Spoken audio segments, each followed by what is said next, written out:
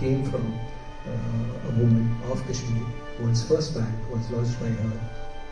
World's first counterintelligence network.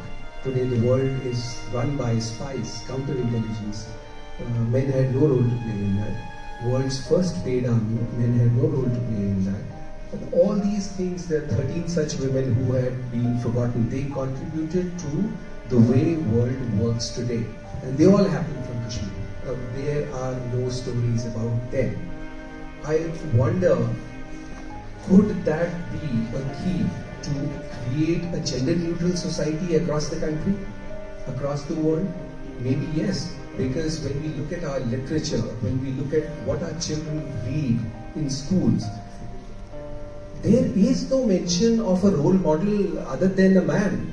For anything, the lowest common denominator will be a man. For anything, excellence has been a domain of mankind. And therefore I believe that, when we even if we don't want to, we have created a society which is biased towards women, which is biased towards men, or whichever way. We tell our children that women must be given respect. So a boy who grows up, he grows up with the mindset that I must be courteous to a woman because so said my parents, and it is a favor that is. So, our acceptance of women, and whenever we talk of equality, it's more of a favor. I think that's where the problem lies. And perhaps the literature of Kashmir can open that up for the world, because when I was in Kashmir up to the 1990s, it was a great contrast for me to see how women are treated in the so-called India, because women were never treated the way I see women being treated here. I've lived half part of my life in Delhi. Back then in the 90s, it was a nightmare for women to be in public space, and things haven't been any different. But that was not the childhood that I saw. I've seen women who were the core decision makers of the society. I've seen women who had equal representation in schools. I've seen women working in distant parts of the valley, staying alone through the 60s, 70s and 80s and right up to the 90s. But that's not what I see. So I believe somewhere an important part of Kashmir, while it is to rediscover itself, to give Kashmir a new goalpost that can happen through literature. In doing so, Kashmir can also open up the way for, if India has to be a Vishwaguru, that I believe can only happen with women back in power. Back in the 10th centuries, when India was at the pinnacle of civilization, it was because women were the key decision makers. I hope we can change. Also, Kashmir has 50% of doctors in Kashmir are women. It was, even if you have a housewife in Kashmir, it is not that because that's what she likes. She would be a scientist, an administrator, an engineer, to say the least, or even a doctor. And the kind of families that we have seen in the childhood, it is that our parents would always worry ki beti ko engineer banana hai. And for the records, my sister got better education than I ever could, because the focus of my father was always that I need to empower my daughter. She was an MBA from a top-notch university. I struggled to be what I did. But when it comes to women, our families, our parents have been exceptionally conscious of the fact that women must be given the best education ever. And they're very articulate. Kashmiri women are very articulate. Thank you. Thank you. Yeah, maybe first. Yeah, there's this Deepak, the warrior queen. Is she from Kashmir? Yes. The first project that I had about my first book was way back in 97, in 2017-18, which was refugee camp. But after that, I embarked on a journey called Sridesh. Sridesh is the story of 13 forgotten women, and the mentions also, very few mentions existed in the history books. So among those 13 women, Dida is one of them. And my plan is to have, and which I'm working on, is to have 13 independent books and 13 independent films on that. So Sridesh already is a film also. But Dida, not in a certain sequence, but was very close to my heart for many reasons. Of course, it is a part of my family legacy, my grandmother's family. But Dida is an extraordinary story of the glory of existence. When we talk of how you must live and exist, so existence is full of struggle. Dida is quintessentially the story of a girl who, when born, was abandoned by her parents. She was raised by a maid until she was 25, and she rose to become the greatest, the bravest, and the longest serving queen in the world, who controlled one of the greatest empires the world had ever seen. She was the one who created the platform on which Mahmud of Ghazni lost 2 humiliating battles, something that we never knew. We always know of Ghazni as the guy who would evoke so much fear that people would run away from the battlefield. But the man lost 2 humiliating battles with the army that was created by a woman. Now the fact that if she was meant for that kind of greatness, why did her parents abandon her? Dida was abandoned by her parents because she was born disabled. So it is the story, to put in that perspective, think for a while, that is the story of a girl child who was abandoned because she was born disabled. And Dida was what we largely know as the Lohar dynasty, the Lohar kingdom. For most of us, we may think that Lohar means the ones who work on land, but that's not the case. Lorraine is a very small village on the Indo-Pak border, and it once was the gateway to Central Asia and the route. And the Lohar kingdom comprised of undivided Punjab, Haryana, Poonch, Rajouri, west of entire Pakistan. So you can imagine this was the food bowl of the world. And Dida was the princess of that. Imagine a princess had to be abandoned, but she rose against the 10th century patriarchy and created her own destiny, to the extent that they would say, which we said that in the context of one of our prime ministers also, कि उनके cabinet में एक ही मर्द था वो खुद. तो दिदा के राज में कहते थे कि एक ही मर्द है वो खुद दिदा. And imagine, some of the greatest kings would tremble in front of Dida. Somebody who never asked for anything, but she created her own destiny with her own gut and own merit, which is why Dida was very close to my heart. So that was one. Second one, of course, was is a recent release, just a few days old. It is again the story of the greatest agitation post 1947 that happened in India. It happened in Kashmir. Something, and violence and peace sort of don't go hand in hand, but 1967 Parmeshwari agitation in Kashmir was the pinnacle of peace, the strength, the value of peace that a community held very close to its heart. And the story that how a handful of people stood against many and brought Kashmir to a grinding halt. That was the story of 1967.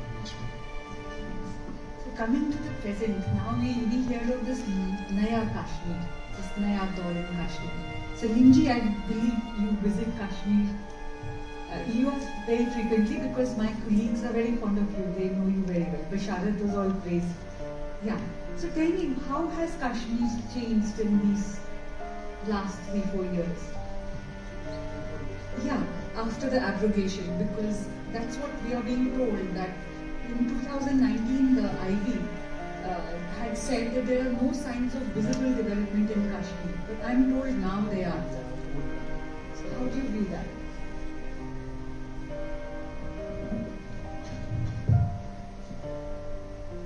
I don't think I'm so really, a suitable boy for talking about the development and art and culture.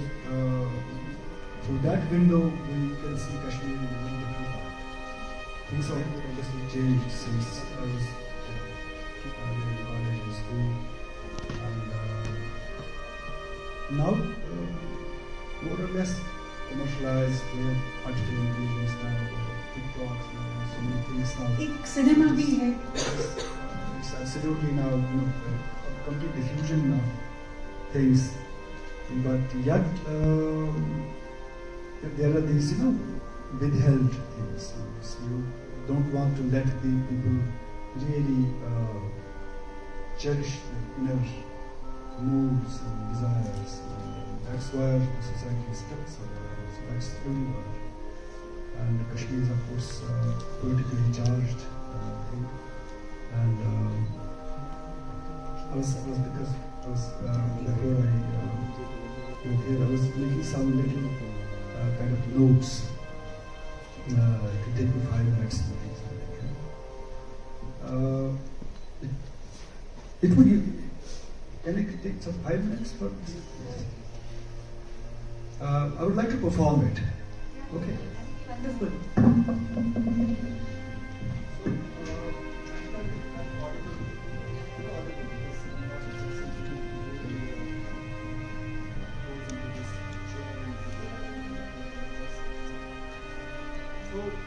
But this is kind of an experiment. I want to do this. We can't hear you. You need a mic and you give a other mic.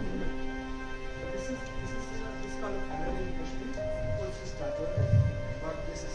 I will listen.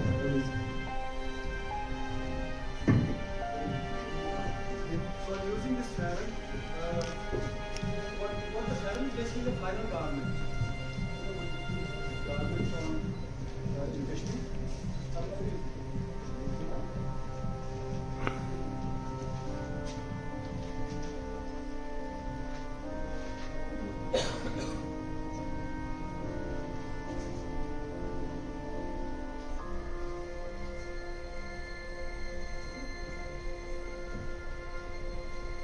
Working. You can put somewhere.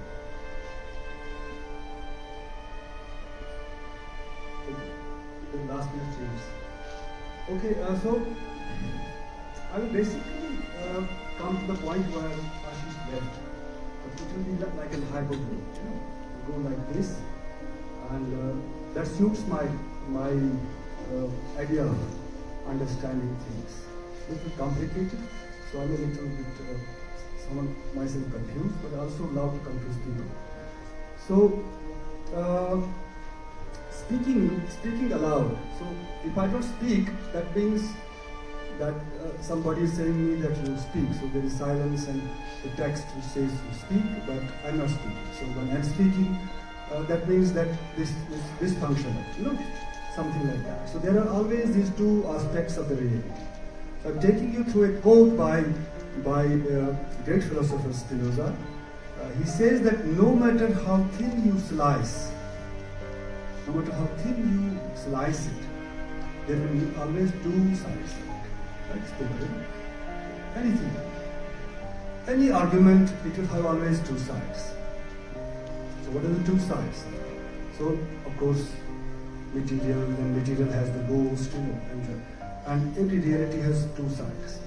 So, one side is, let us say, the historical consciousness. We have the binaries here, eroticism and divinity, violence, non-violence, subject, object, evil, mood, social being, and Buluk man, hybrid, something like that, and the stream of doubles here. But I will come directly to because I have to come to the Kashmir point, so I will come to historical consciousness. So why I am using this parallel is basically this, something when we have a kind of strict, rigid line between the two aspects of it, there has been some perforation, because finally what happens is there is some sort of porosity between categories everywhere, wherever we go. So what is actually we are suffering from because of this rigid notion of identity, everywhere it plagues us, our mental horizons to really take this flight, elsewhere. Elsewhere is a very important subject because just by chance this is my book of poems, and it is titled Bay, 45,687 words on Kashmir and elsewhere. So I'm already fascinated by the elsewhere, because it's a coincidence that we have also been elsewhere here. And this book is, by the way, it is perforated. So there are this randomness of perforations because some alphabets are lost. If you really feel it, I just show you. This is this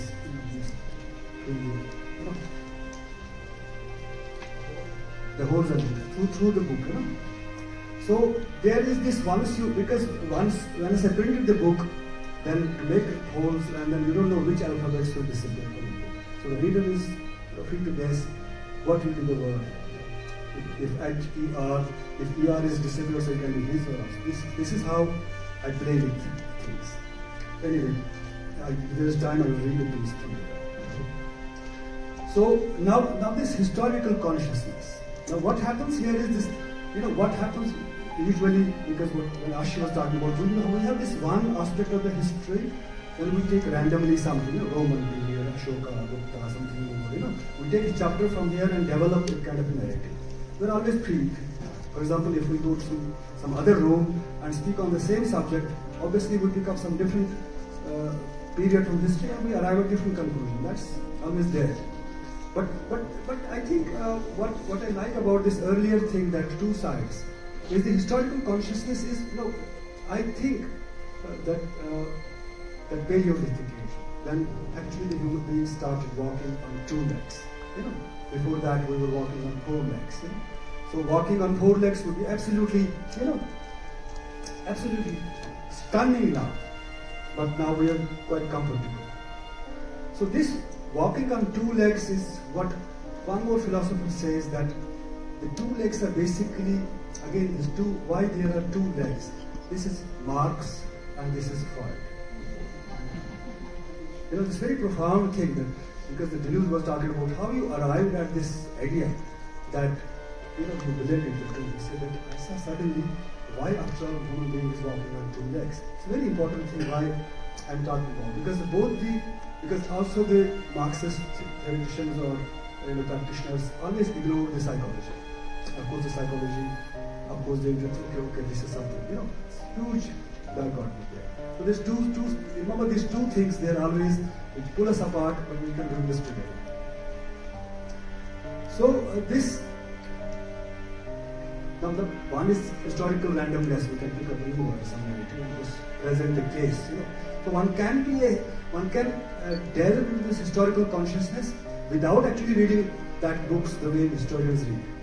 One should not be afraid of, okay, as history, I hate these books. So one can understand why we have come. Let us begin with 2 million years. So we have a psychology of a nation.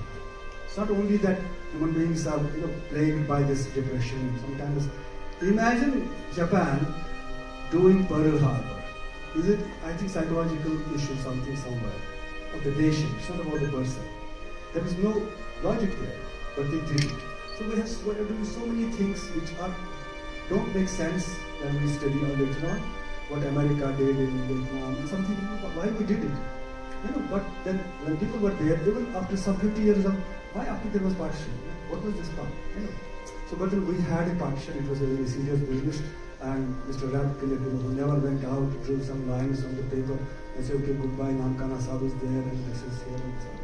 This is quite joke, but that killed 2 million years, right? So it happens, but it is actually this kind of treatment we give to ourselves and to people. There is no one to blame here, because we are all same in the same boat.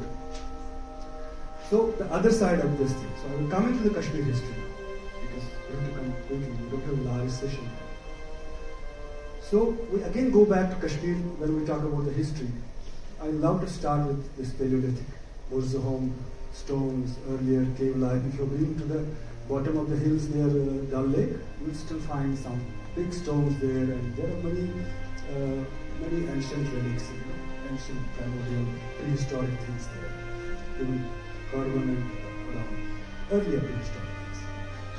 So again, because we don't have so much of things to deal when we talk about Paleolithic thing, anthropology. Okay, let us close this chapter. Let us go to some historical period. We'll pick up 1920s because we have to come here, right? 1920s. Now 1920 was the Congress was there, and we have a Khilafat movement, right? So what was Khilafat movement? Khilafat was the Khalifa of Ottoman Empire. The entire this was kind of pride of Muslim history, and Britishers were definitely keen to end it somehow. And the young Turks, we wondered why. So, but then we are not talking about that, but we should wonder why the Khilafat movement was there. What was that ego working behind that, so that it was unfolded. And of course, Britishers were having their own game here. In 1920, when the Khilafat movement failed, who gave most? It was the Muslim League. But when they gained, they really were able to capture the imagination of the Muslim, because now the Muslim Khalifa is out there. Now let us restore some Muslim pride here. 1925, we have RSS. Right. At the same time, we have Jamaat Islami in Kashmir. Again, the Britishers were playing the game. 1931, we have a protest against heresy, and 24 people were killed at the time. We have this what we call the rise of Sheikh Abdullah. So, 1967, the kidnapping of Parmeshwari. One is a game. So these games are being played because we have always this, there's a trap.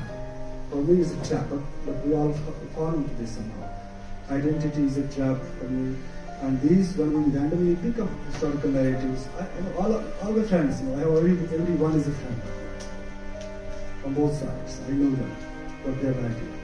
I will read one piece before you sit down. I'll show you how. This is because I call it Last Para. It is a series of poems. So this is a poem called Last Farewell for Arundhati Roy, very old friend of mine. I will tell you how.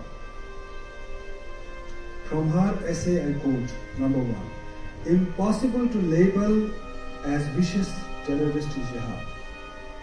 Note this word. Impossible to label as vicious terrorist jihad. Quote unquote. Number 2nd statement. Always be stigmatized by brutal killings of Kashmiri Pandits. It is the same paragraph. She is writing one line at the top and second line in the same paragraph. Now what I am now taking the inference from it. Mathematically, these two fragments by Arundhati Roy cancel each other to 0. Because if you're saying something here, then something here, then it cancels each other to 0. Usually this happens unwittingly in larger essays or in politicians' speech, but here we have this single set of contradiction in a small paragraph of an essay on Kashmir. Charlie Chaplin's famous speech in Dictator actually begins with universal compassion for all, but ends with annihilation of those labeled as anti-nationals. Time's flow perhaps exposes the inherent flaw hidden in the structures of articulation.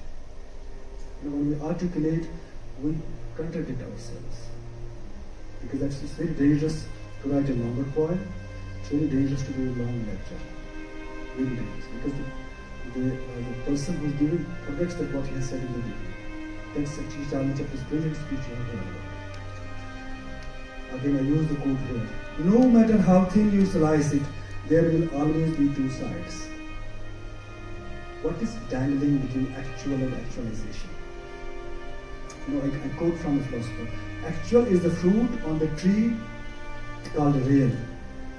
And actualization always bounces it back to chaos.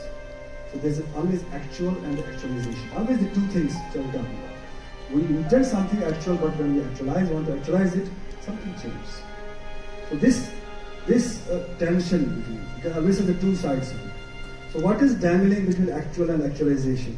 Ghost in the spectacle of 500,000 on the road waving Pakistani flags in 2008 in Srinagar. TV cinema is the throng of the movement image. Source of light is your own eye, your own soul. You alone deploy the emotion and the interpretation. Shit in every vowel disappears during protest. Shit disappears in paradise. Promises made on the streets disappear in the kitchen. effects evaporate at the every exit of countryside. It became historical posthumously. Did anybody witness angel of history as long-legged fly upon the strings of the 8th century? It became historical posthumously. Did anybody witness angel of history as long-legged fly upon the string? A porosity between walls, borders and concepts. I still have one such parallel at my studio. But I am not there. The last parent said and added, her mind moves upon silence. Thank you. The VIP development. I'm told that Jhelum, you have the walking track now. So people tell me it had never been there. You have a cinema hall. Pathan ran to full house. John Wick last week had only 10 people. But John Wick was being shown there. And on the other side, there is this feeling of disempowerment. That, there is fear, there is a lot of surveillance, and then there are the cops and the paramilitary and the army. So, is that, and there are two options for the people. One is either surrender, enjoy the perks of peace or whatever, or revolt.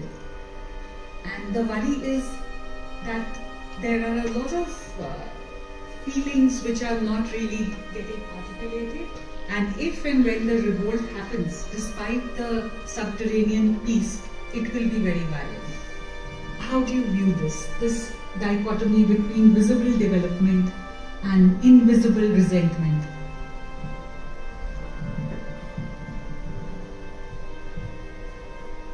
Very, very difficult question. Very difficult question.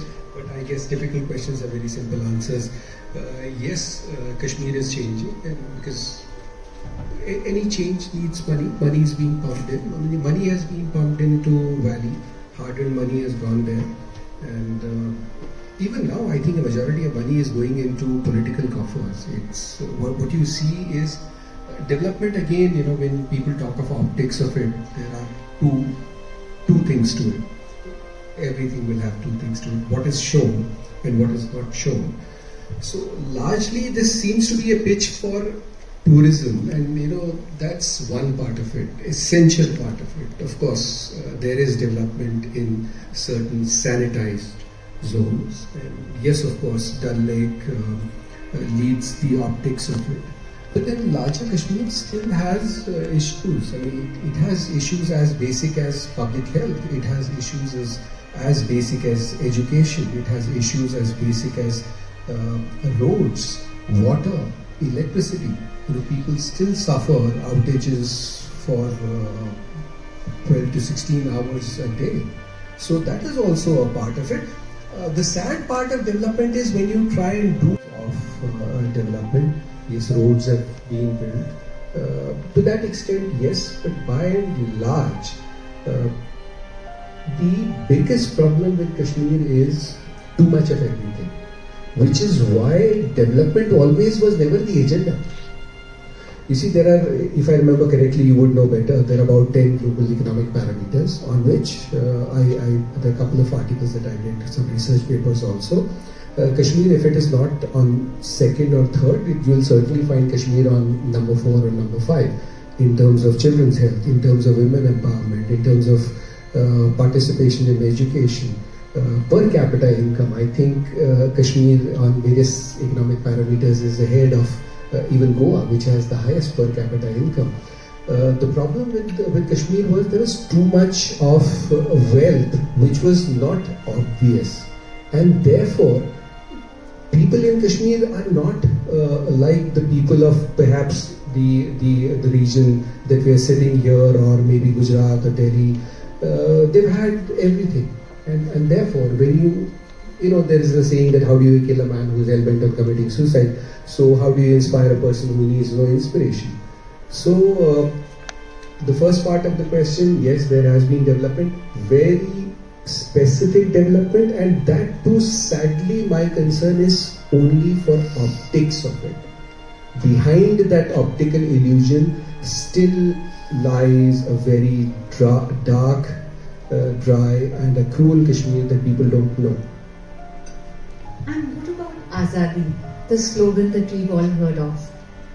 You know, I have, as I said, that I have performed everywhere, in Kashmir also. So one of my interesting performances in Kashmir was the Lal show. There were really big crowd there, thousands. They chanted with me. I said that let us train ourselves first of all to know how to utter the R. Forget about the rest of the word. People don't know actually anything. Azadi is basically, you know, the concept of freedom is very arbitrary. Either we have it, we can locate it in our pursuits of the materiality, or we have some different psychological issues. Right. Even Marx was actually aware about these, psychological issues, but somehow he didn't come with a manifesto. But he was knowing it, that people are not miserable only because they don't have food or access to other things. There are different traumas. There are different, that's why anthropology is a very important subject to understand. If you go to American Mexico, this Carlos Castaneda, you really understand what anthropology talks about, which history is clueless about it. So anyway, what I'm thinking about Kashmir is constantly about that it's plagued by this religiosity. I hate it. I just can't tolerate too much of religiosity around me, even in my family also. Kashmir is, you can have millions of mosques right now. It's unnecessary, but then they are there. But you can't stop anybody from saying. We have also here the same complementary thing what's happening in our, what you call it, the other side of the Hindus and other things. They're also doing the same thing, which doesn't make me so celebrate. Even if you have big cars and big houses, but if your really basic issues are not resolved of desire, you're just really I think the lower strata of the people enjoy more about their body than what the middle class actually does. So I'm reading two books which actually you should read. There's a beautiful Australian philosopher called Eroticizing Aesthetics. Eroticizing aesthetics is basic, it's actually in the real. It's not only the academic exercise. That means that what we have is what you call beautiful actually, unless and until we don't know how to engage the taboos which we really hide under this carpet, we don't talk about how to transgress the taboos. We definitely don't know how to lift ourselves. This is this line of flight. We don't know how to really make a flight. So there is no competition in how many cars you have. I don't have only one car. This is a silly thing to understand. The actual upliftment of the human mind is really missing there. The simultaneity of the material progress and the psychological progress should have been there in the first place. But what we do is basically this is an indication that we have to end the session.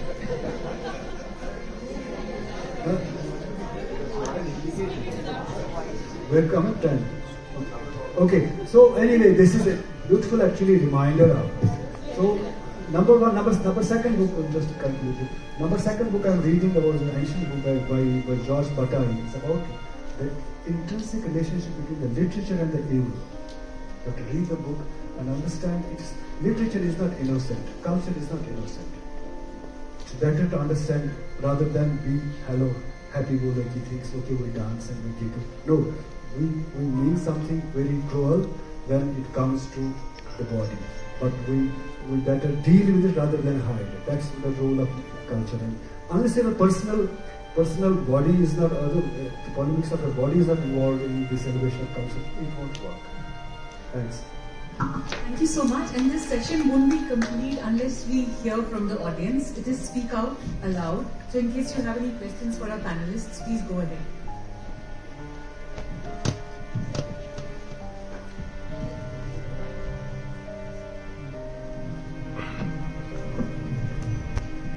The biggest democracy.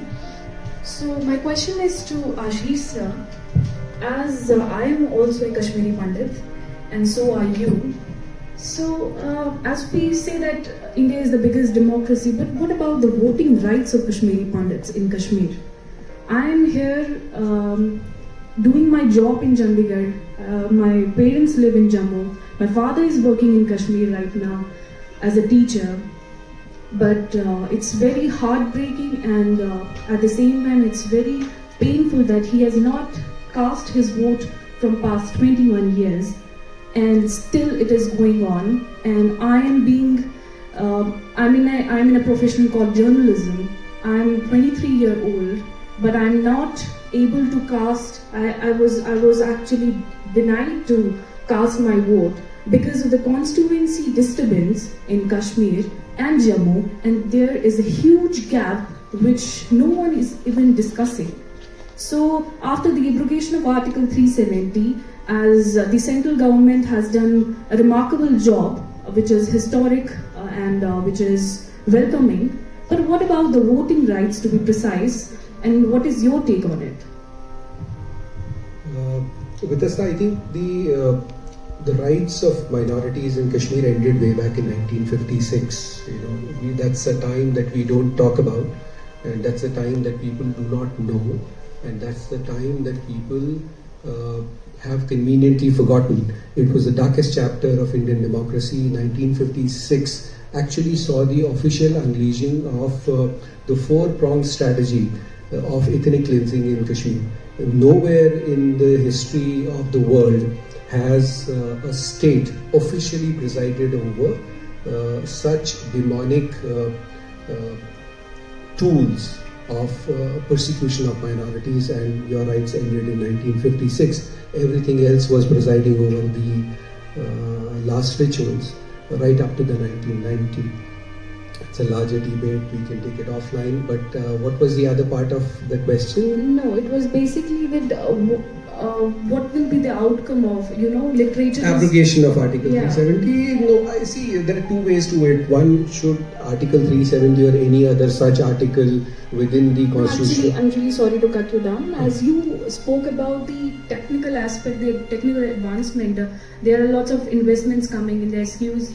There are lots of investments in terms of uplifting the entrepreneurship in Kashmir, even in Jammu. So, as you were mentioning, that technical investments are coming in. So, I wanted to ask about the political advancement which are taking place and how it will embark in the near future. Let me put that in perspective. When I say technical advancement, I don't mean the investments all. I still believe that's only for the optics of it. So I am very skeptical to that extent. What I mean is technology which common people use, like your UPIs or all of that has helped the benefits of larger policies reach the end mile. To that extent, yes, there has been advancement. In terms of political landscaping of Kashmir, I think Kashmir will have to have one big churn. You see, the time for traditional political parties in Kashmir is over. That's done. They have no future there. They have no ground there. Outside of their bulletproof cars, they would not survive the hour. They are so disconnected from reality. So what does Kashmir need in terms of political resurgence is the youth of Kashmir to come forward and participate. And when you talk of people of the erstwhile state, they're fairly well educated. They may not be up there in terms of the top rankers, but genetically, largely all Kashmiris are wise enough to know what is happening. I think the future of Kashmir lies squarely and fairly in the hands of the young people there. Unless they participate in the political process, they will end as being the tools as their elders have been at the hands of political masters and wasting their lives. To the extent, current political system has no future at all, because it's simple. People don't know them. They don't know people, people don't know them. That's it. So current political dispensation has no future. Anything that is happening now, I really don't think that is going to work, because all the decision makers, as I've said earlier, in Kashmir are people who have no freaking idea of Kashmir at all. So, when it comes to my question is about the narrative part. So we are sitting in Chandigarh. Chandigarh is jointly the capital of Punjab. And in recent days, Punjab has been put by the national media in a very particular way. So same complaint came from the side of Kashmiris most of the times. So when it comes to narrative part of the Kashmir, so do you think the national media or mainstream media can pick that nuances which you have talked about? Of course, I think, you see, fortunately for me, as I said earlier, I've spent about 29 years in public space, and almost 90% have been in media and entertainment, largely with media, and I've interacted with media across the world. In terms of the content of the quality of people who handle journalism in India, I think it by far is the best that you can have anywhere in the world. In terms of the freedom of them having the ability to pick up those nuances and lead those issues, absolutely zero. Because you see, in India, the way media is governed is very different than the media that is governed elsewhere. So if you look at the way media ownership impacts the quality of journalism, the quality of you being able to pick up a certain thing and being able to lead that does not exist in India, purely because of the way the ownership of media lies in India, largely the private broadcasters and the private owners. So the agenda is set from the Lala's room. No matter how good you are, it's very difficult to take a quantum leap from what the Lala has decided in the room. It's very difficult. We've seen that with the likes of Times of India, and every other newspaper or a media platform has undergone that churn.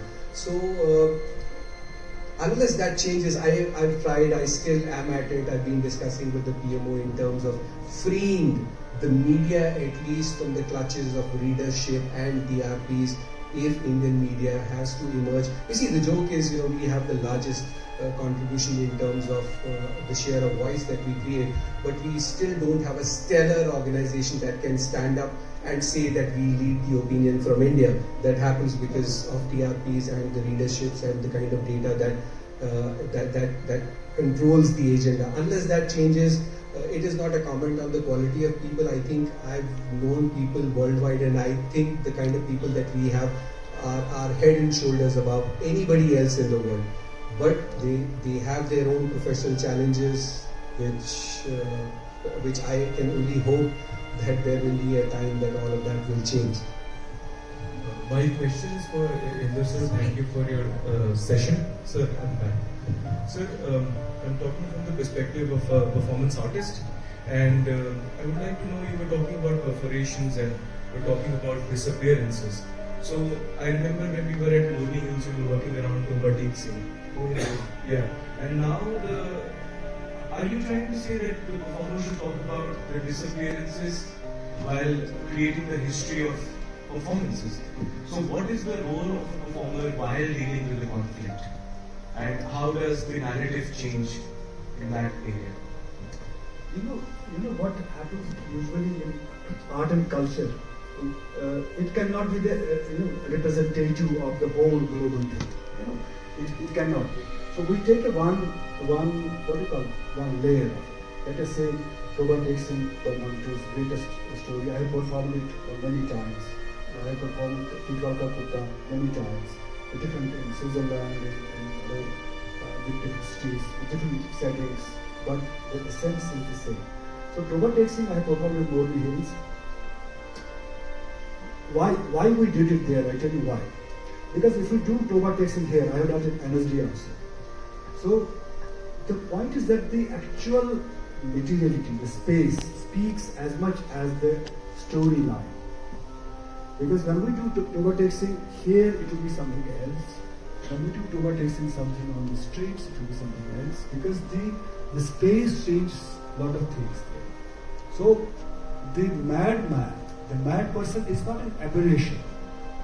What's the Manto basically what he talks about? That in this, why the story is a great story. He twists it in such a weird manner that you suddenly feel that perhaps I am mad.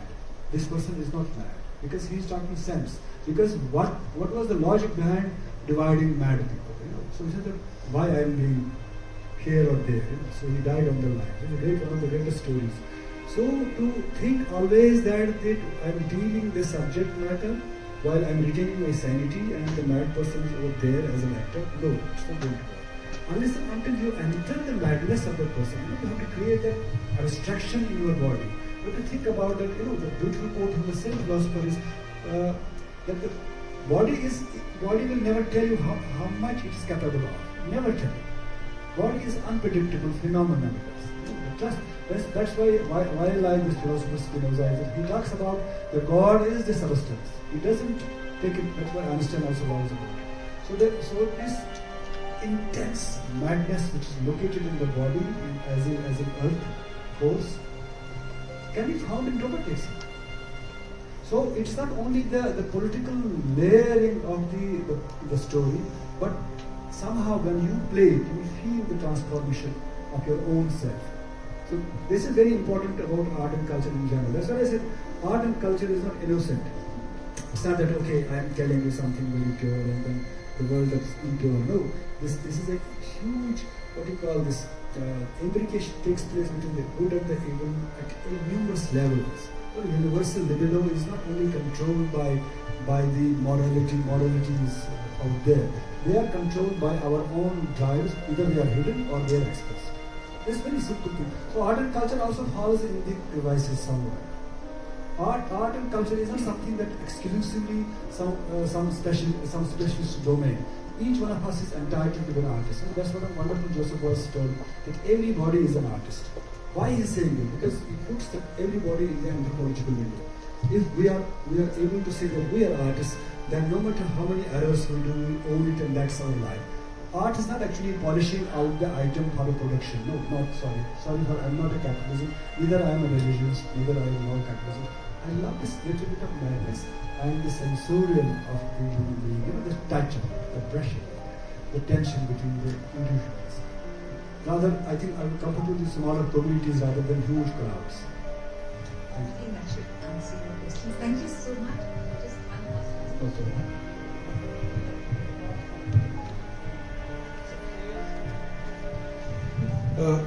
इसे आके पत्थर तो मेरे शहर में 2-4 गिरे, जितने उस पेड़ के फल थे पसे दीवार गिरे.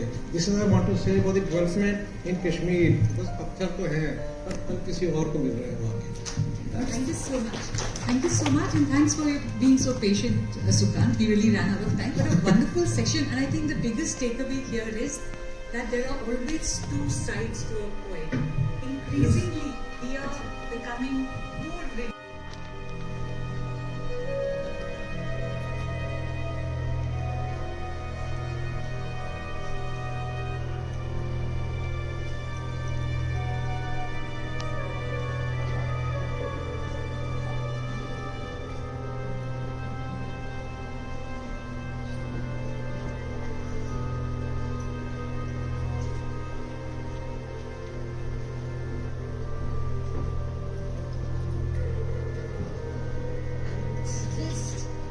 Shift it a little, just a little, so that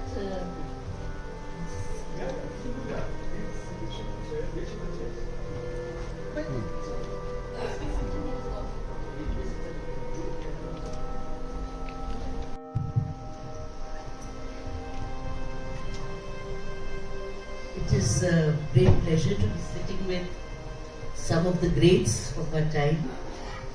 From writing to publishing to thinking.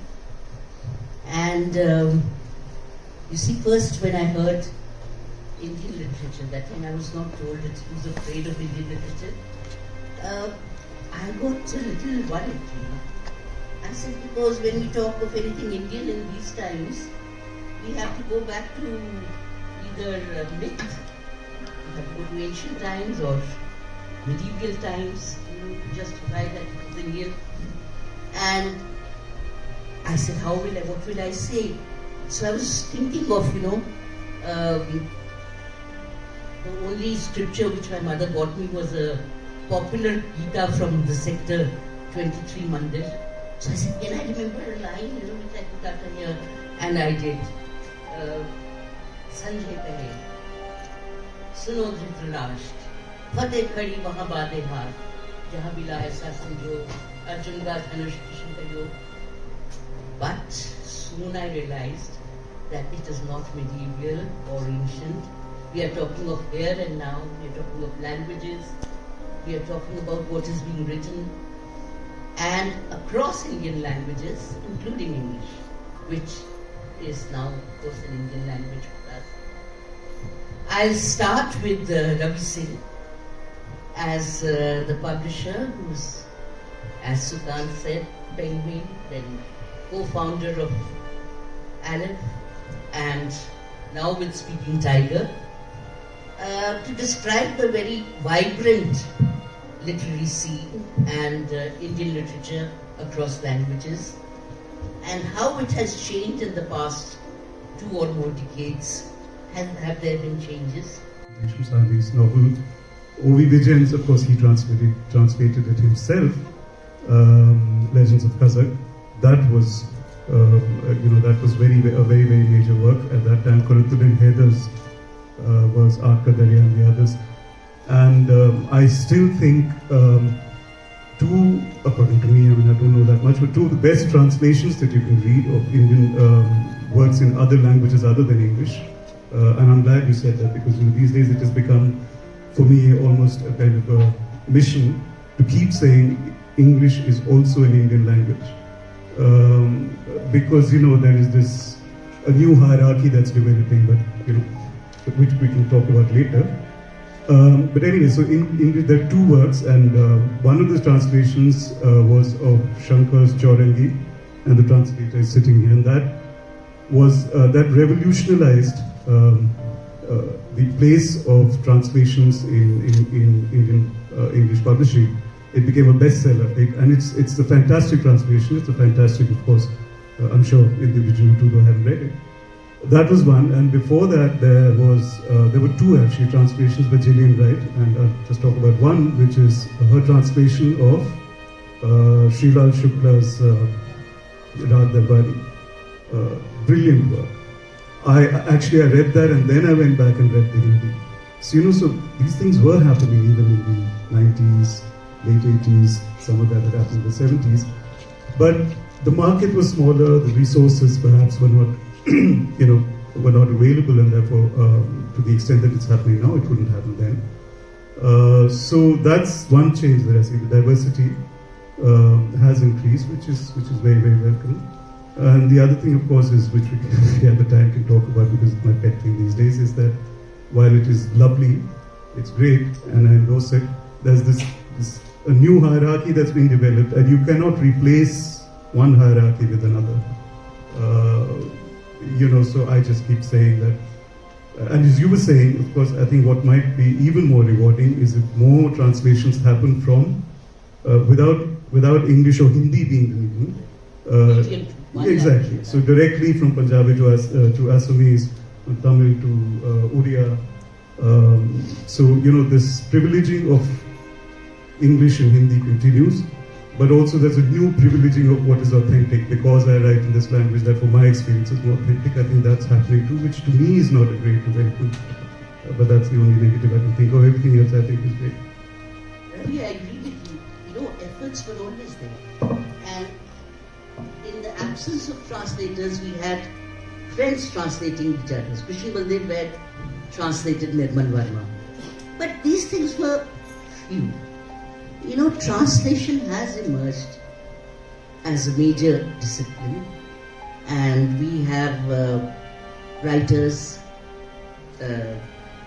doing so and doing it as almost as a profession. So that has certainly changed.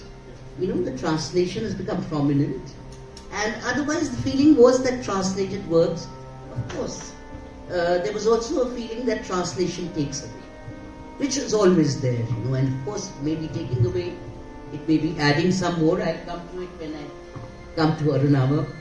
And besides this, what do you feel about the writing that is coming forward from new writers, from younger writers? We would like you to share this. I think it's very exciting. It's very exciting. I'm no great fan of what's called commercial writing, because it's been badly done. Commercial writing is what we have in India. But I think that's also welcome, because, as I said, that even, there's greater diversity, new voices. what would happen earlier is every, let's say, 4 or 5 years, you'd be surprised by one truly startlingly good voice, original voice. Now that happens at least a couple of times a year. I think things have only got better. But yeah, I mean, you know, there's a lot, because there's more writing, there's also more lazy writing that's happening, but that's okay. I mean, you know, as long as people read, it's all right. And also we have seen, courtesy so many, of course, new writers and Litfest playing a role. Sadly, literature is in vogue. It's not as it was, you know, something to be just shut with. Oh, what do you feel about that? I am a great champion of literature festivals. I personally prefer smaller ones, these large ones, because in the large ones, you know, after a while, nothing really registers. There's so much happening. And also, you know, narratives become, and speaking out happens more in smaller festivals, because a festival or anything else that gets large, then, you know, this whole thing of everything has two sides, which has become this glib thing to, you know, to say these days to justify just about anything. So it's in these smaller ones that, you know, clear voices are heard. There is greater, I would say there is greater originality, bravery, which is also necessary, and variety. And you hear the voices. There isn't, you know, there isn't so much tamasha. But overall, I think these big festivals are the ones that have you know, caused clear, made the way, yeah, which is great. Thank you so much. I was recently at a festival in Dumka, and you know, there are people who were, it is just fantastic. You had such wonderful ideas, which, you know, normally, I mean, you're not exposed to those, so that is our impoverishment, which was cured when we went to Dumka. But also the thing is that it was just so professionally done, and yet at the same time, there were surprises all the time. You know, I had a similar experience at Kokrajhar. You know, the newly recognized territory of Assam. And that was not just languages, it also covered dialects. And, you know, vanishing languages, dialects, and yet people were communicating. You know, it was not that it was something that was incommunicable. So this is a happy sign in one way at least. Now I come to Javed Sahib. Khalid Javed, अभी बात हुई है कि इनका novel दीमत खाना का तर्जुमा अंग्रेजी में किया वरुण फारूकी ने, और इनको अभी हाल ही में JBC पुरस्कार मिला है। उर्दू में लिखा हुआ इनका नॉवल, ये जामिया मिलिया में पढ़ाते हैं, और जिन्होंने उसका तर्जुमा किया है वो भी जामिया मिलिया से हैं। तो ये एक खुश खबर आई है, और हमें बहुत अच्छा लगा है। और खाना, उसका जो ट्रांसलेटेड वर्जन है नेमत खाना का, वो है पैराडाइज ऑफ फूड। तो जावेद साहब, मैं आपसे पूछना चाहूंगी जी कि ये नॉवेल किस तरह लिखा गया, और ये जो आप किस तरह की जन्नत आपने उसमें बनाई है, इसके बारे में, और ये कैसे शुरुआत हुई? ये तो 2014 में उर्दू में पब्लिश हुआ ये नावल, और 2014 में ये पब्लिश हुआ। इस पे रिव्यूज़ उर्दू में बहुत से आए और कुछ आर्टिकल्स लिखे गए, लेकिन उसके बावजूद कोई ज़्यादा बात नहीं हुई इस पे जैसी होनी चाहिए थी। क्योंकि अभी ट्रांसलेशन की बात चल रही है, तो उसी हवाले से मैं ये बात भी कर रहा हूँ।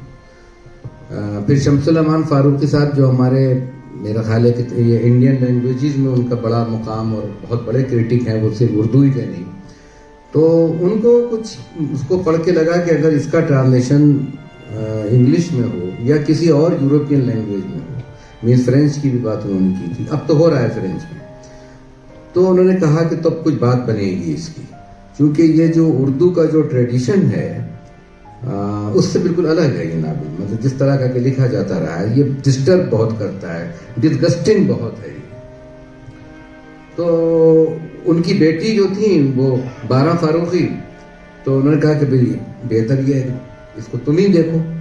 तो 2016 में या फिर 2017 में मुझे याद करता है कि ये उनको प्रोजेक्ट मिला और फिर वो ट्रांसलेशन करने लगी, लेकिन बीच में उनकी तबीयत 1-2 साल के लिए बिल्कुल डिप्रेशन हो गया था उनको, या क्या था, कोई काम नहीं किया।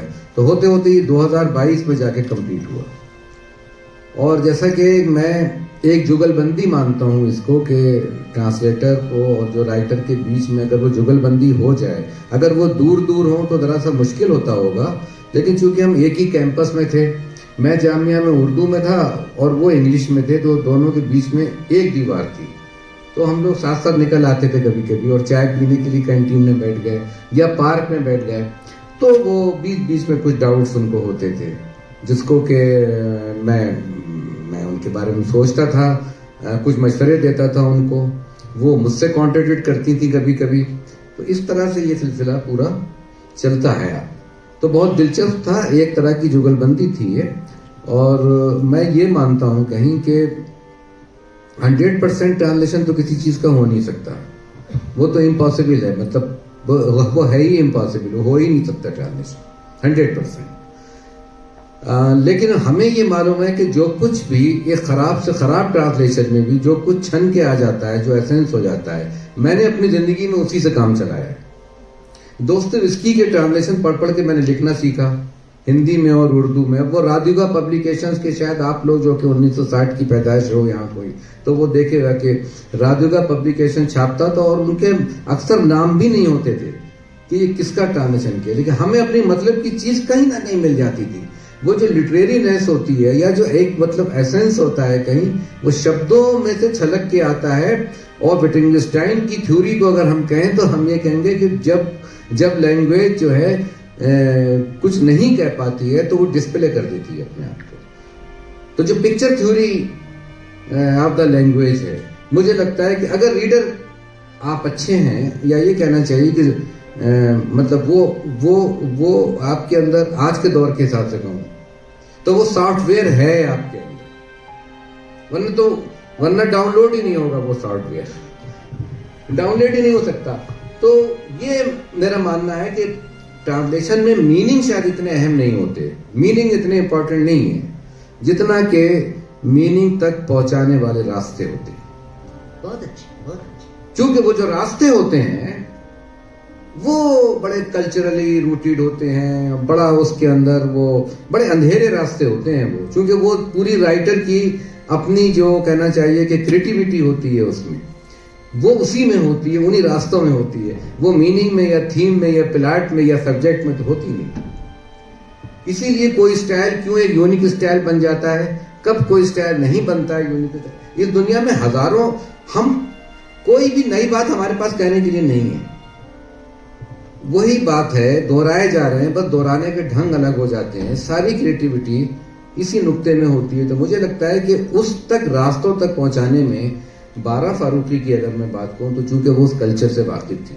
ये जो पूरा नावल है मेरा, ये एक नॉर्थ इंडियन का जो मुस्लिम मिडिल क्लास है, और उसमें जो एक पूरा सफ़र, एक जॉइंट फैमिली थी कभी, और फिर वो जॉइंट फैमिली से न्यूक्लियर फैमिली तक का जो सफ़र हुआ, उस बीच में जो वैल्यूज जो थी वो टूटी फूटी, और सब कुछ जो बदला, और जो हौच पौच हुआ, और जो हसिल बसिल हुआ, जो क्याओस पैदा हुआ, मेरा ख्याल है उससे वो भी वाकिफ थी और मैंने उसी तरह से लिखा था। तो शायद ये एक अच्छा ट्रांसलेशन मेरा ख्याल हुआ।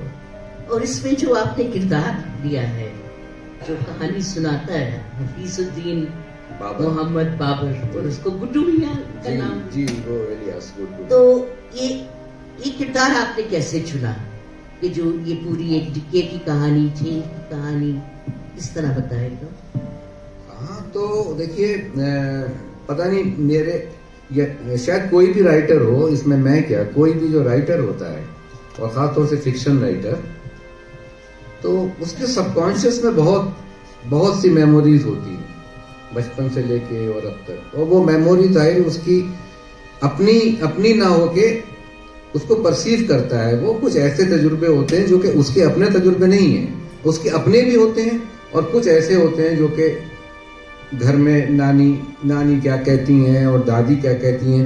मार्किस तो अपनी पूरी कहानियों का मतलब जो भी खमीर है चीज़ें बनाता है। तो वो सबकॉन्शियस में कुछ मेरे मतलब मेमोरीज थी, और वो मेमोरीज जो थी वो धीरे धीरे कहना चाहिए कि मेरे अंदर एक तरह का एक तो इंटरनल प्रेशर पैदा करने लगी। तो जैसे कि कैटरेक्ट होता है आंख में, तो वो कैटरेक्ट आपको चुभता है एक दिन, और एक दिन अचानक आपको मालूम होता है कि अब तो ये मैच्योर हो गया। तो अब मैच्योर होने के बाद तो ऑपरेशन करना पड़ेगा। तो वो ऑपरेशन शायद नावल लिखने के बराबर की एक चीज। और ये नॉवल कितना समय लगा आपको लिखने में? 6 महीने। 6 महीने में ओनली। मैं थोड़ा लिखता तेज हूँ इसीलिए अच्छा नहीं लिखता। और इसको जो ये मिला जी इनाम, जी, इसका आपको पहले ख्याल था कि शायद ऐसा हो? नेवर, कभी भी नहीं। मैंने कहा ना कि 2014 में लिख दिया था उर्दू में। ये भी पता नहीं था कि अंग्रेजी में तर्जुमा होगा कि इसका नहीं होगा, कुछ भी पता नहीं था। चीजें बड़ी मतलब मैं ये मानता हूँ कि ये सब एक एब्सर्ड है दुनिया, और बहुत सी इनविजिबल चीजें होती हैं जिनके बारे में आपको पता ही नहीं होता है। लेकिन ये जो इनविजिबल चीजें हैं इनका रिश्ता बहुत होता है, और वो रिश्ता कभी सामने नहीं होता। तो मुझे पता नहीं था बिल्कुल। जब मिला तो मुझे हैरत हुई और खुशी भी हुई, बहुत खुशी हुई। खुशी किस बात की खास है? खुशी इस बात की हुई कि जो लिखा था उसको कहीं पर रिकॉग्नाइज किया गया, एक्नॉलेज हुआ। पैसे की कोई खुशी नहीं हुई, लेकिन एक्नॉलेज किया गया। अगर इसमें इतना पैसा ना भी होता तो कोई भी अवार्ड होता। मुझे ये मानना है कि राइटर को क्या चाहिए हो, राइटर को अगर 2-4 रीडर भी मिल जाते हैं, उसको 3, 4, 5, 6। बोरखेस का कहना यह था कि मेरे रीडर जो हैं वो सिर्फ 40 हैं। आज हम बोरखेस को इतना बात करते हैं बोरखेस की। बोरखेस ने लिखा है कि मेरे रीडर सिर्फ 40 थे, 40 से ज्यादा नहीं थे। तो मेरा ख्याल है कि अवार्ड हो या ये कि आपने पसंद किया, ये भी मेरे लिए बहुत बड़ा अवार्ड है कि जो मेरे रीडर हैं और जिन्होंने के नावल को पसंद किया। और उर्दू को ये पहली बार जी, उर्दू को कोई भी अवार्ड मेरा ख्याल है इतना बड़ा नहीं मिला है अब तक। सो ये उर्दू भाषा के लिए, उर्दू के लिए हाँ, क्योंकि उर्दू में जो उर्दू की पावर है, क्योंकि मुझे लगता है कि मैं जो मेरे एक्सप्रेशन की लैंग्वेज है, जो मेरे ख्वाबों की लैंग्वेज है ना, मैं जिसमें ख्वाब देखता हूँ, जिसमें हंसता हूँ, जिसमें बोलता हूँ, जिसमें रोता हूँ, तो वो उर्दू है। और उसको आप हिंदी भी कह सकते हैं, मैं कोई इसके अंदर कोई फर्क भी नहीं है। तो उस जबान की पावर भी है इसमें कहीं कि उसकी जो फोनेटिक्स है या उसके जो स्टाइल्स हैं, उसकी जो सिंटैक्स है, उसकी जो ग्रामर है, और उसमें बात को कहने का जो ढंग है, जो कंडेंस्ड एक चीज होती है। अभी इससे पहले वाले सेशन में अभी मंटो के बारे में बात हो रही थी, तो टोबा टेक्सिंग, तो मतलब ये उर्दू तो ऐसी जबान है कि जिसमें जो है वो बहुत लंबी चौड़ी लीगेसी, एक बहुत बड़ी रिवायत चली आ रही है। प्रेमचंद और फिर मंटो और फिर बेदी और फिर इंतजार हुसैन और फिर मतलब ये क्या है नहीं आपका कुरतुल हैदर, तो पूरी लेगेसी है। तो मुझे लगता है मैं तो बहुत छोटा लिखने वाला हूँ, लेकिन हूँ इसी ट्रेडिशन के अंदर कहीं लिखने वाला। तो मुझे अच्छा लगता है कि आती है उर्दू जुबान आते आते। इसके बारे में आप क्या सोचते हो? ये उर्दू जबान, असल में उर्दू एक कल्चर भी तो है। ये बात इस हवाले से कही गई है कि महज जबान सीखना तो कोई मसला नहीं। अब हमारे यहाँ जामिया मिल्लिया इस्लामिया में एक ये तरीका है कि जो भी BA में दाखिला लेता है, जो भी ग्रेजुएशन में जिसका दाखिला होता है, उसको 1 साल एलिमेंट्री उर्दू भी पढ़ना होती है। That is compulsory. वो इतना होता है कि वो उर्दू के अंदर कुछ लिख पढ़ सके, कुछ उसके अंदर खतों किताबत कर सके, वो तो हम सिखा देते हैं। लेकिन जो एक उर्दू जबान से ज़्यादा एक कल्चर भी है, और उसकी जो गंगा जमनी तहजीब है उसकी, जिस जबान में बेदी लिख रहे हैं, जिस जबान में प्रेमचंद लिख रहे हैं, जिस जबान के अंदर फिराक गोरखपुरी जैसा कहना चाहिए कि इतना बड़ा शायर पैदा हो रहा है, या फिर कहना चाहिए कि चटपस्त हैं जिसमें, तो बलवंत सिंह है उसमें बहुत ही मतलब ये कि उर्दू के। और मैं यहाँ बैठा हुआ हूँ यानी चंडीगढ़ में, तो मुझे याद करना चाहिए बलवंत सिंह को, मुझे याद करना चाहिए। तो ये एक पूरी उर्दू की लीगेसी है। तो जबान तो आ जाती है, लेकिन जबान में जो कोड्स होते हैं कल्चरल, और जो पूरा जिंदगी गुजारने का एक अपना तरीका होता है, जो एक उर्दू माशरा है, वो जो तहजीब है या वो जो शाइस्तगी है, वो जो गंगा जमनी तहजीब है, वो जो सेकुलरिज्म है, वो उर्दू में हमेशा से रहा है। एक वे ऑफ लाइफ, वो व्यू ऑफ लाइफ जो है वो शायद वक्त लगता है, इसीलिए ये शेर कहा गया। तो 2014 में ही लिखा, उसके बाद भी कुछ नया शुरू किया है? जी जी, उसके बाद तो एक नावल फिर मेरा अभी ये खंजर पानी में नाम से आया था, जो कि ये एपिडेमिक्स के ऊपर था। ये कोविड के ज़माने में लिखा गया था। ये छोटा नावल है, 120-130 पेज का है। उसके बाद एक नया नावल अभी जिसका मैं जिक्र आपसे कर रहा था आज यहाँ गाड़ी में, एक और नावल आया है मेरा जिसका नाम है अरसलान और बेजाद। ये 2 कैरेक्टर हैं। ये भी 500 पेज का नावल है, 500 साढ़े 500, लेकिन अभी इसको आए हुए उर्दू में 2 ही महीने हुए हैं, तो इसका भी ट्रांसलेशन होना है। And I am searching best translator. बहुत अच्छा लगा ये सुन के। और अब मैं बात कर रही हूँ अरुणावा सिन्हा से, जो हम लोगों की तरह ही जिंदगी पत्रकारिता से शुरू की। Started with journalism and he is today the most phenomenal translator in the country. He has some, in fact I'm quite shocked when I read some, and not in too many years, some 78, is the number correct? 78 works to his credit, and he has been recipient of as Ravi said, the twice for the Crossword Award, and then the Vani Foundation Award has gone to him. But the story begins. He has indeed translated the best of Bengali literature, not just from India, but from Bangladesh too, and brought it out in English for the likes of us to read. And the story starts with Chaurangi in a newspaper office. How is it? Let's start with that. Yeah, well, after graduating from college, we used to bring out a city magazine in Calcutta, and we used to publish one short story in translation every month. So the first story we ever brought out was by Shankar, which I translated, and a couple of years after that, he asked me if I'd like to translate Chaurangi for him, for a French publisher. Apparently he wanted to read it in English. So that was how it began, and it was actually published 14 years after I had done the translation. So when I did the translation, English language publishing in India was really nascent in the current version of it. And it was first published in French? No. It was? No. I don't know what happened to that. So eventually it got to French. Okay, it got to French. How did it happen, the publishing part of it? Well, Dia Kaur and Ravi was also at Penguin at that time. I think it was Dia who might have identified the novel, being Bengali herself, and she decided that Penguin would publish it, and she got in touch with the author who said, someone did translate it many years ago, I have a printout. I've forgotten his name, but I have a printout. And she sent him, he sent her the printout, and fortunately the one smart thing I had done was put my name on it. And because Calcutta is a small place really, most people know one another. So she called me and said, are you the one? So that was how it began. And after the translation of Chaurangi, did you continue with translation? Yes, well, what happened after Chaurangi came out was that there was this is funny, there was a release in Calcutta where Dia told a TV channel that we are doing, and she mentioned another of Shankar's novels, and she said, we are doing this one next. And then she called me and said, I've already said we're doing it, so that became a second one. And then there's another funny story. At the Crossword Awards night, I met Chiki Sarkar, who was then just starting out Random House, and she told me, can you give me a book for Valentine's Day? I want to publish something special for Valentine's Day. So I said, no, but at the moment I'm reading a novella which has some 4 very sad love stories. In the sense they're very real, which is why they're sad.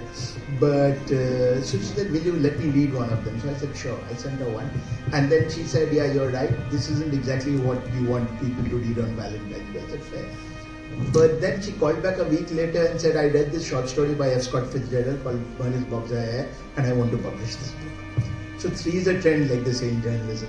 So that was it. After 3, I decided that now someone's telling me something.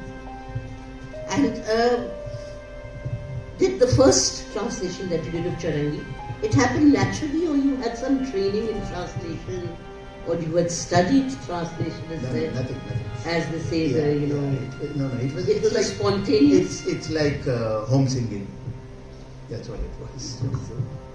And as a translator, it's often said that the translation has added to the original, or it has taken away from it.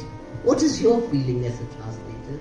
I think that's the wrong way of comparing two versions of the same work, about in terms of what it's added or what it's taken away. Because you're talking about two different languages. The question is the novel the best it can be in that language?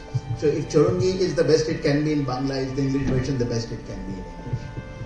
And that to me is the real question. In the process, there will be differences between the two, because the two languages are different, which means that their sensibilities are different, the cultures from which they originate are different, the people who use those two languages don't think the same way, don't feel the same way. You cannot forcibly take something that belongs here and make the other people feel the same thing. So you will have to modify it to that extent. So that to me is the point. But I think these are very micro questions. I mean, today, 100 years later, no one's saying that when we read War and Peace or The Outsider or 100 Years of Solitude, that we are not reading Tolstoy or Camus or Garcia Marquez, right? So I think it's a pretty pointless question which kind of fades with a few years after the book is out. Another thing, the kind 2007 Charangi came out. And that's not too long ago. How have you managed to translate so much? How do you find the time? How do you do it? I guess it's a bit of a drug. You need your fix. And I think that's the only way I can explain it. And it's not like I've had to give up anything. I mean, I didn't have much of a life in that sense, so it was fine. And as you get older, your need to sleep also goes down. So, and your child's grown up, so they don't need as much of your time. So it's all good. And which are your own favorites? No, that's the worst question. That's the worst question, not that's the worst question you can ask me. Yeah. No, that's impossible to answer. And as you are teaching creative writing in Ashoka University, is translation a part of it? Yeah, it's at the core of what I teach.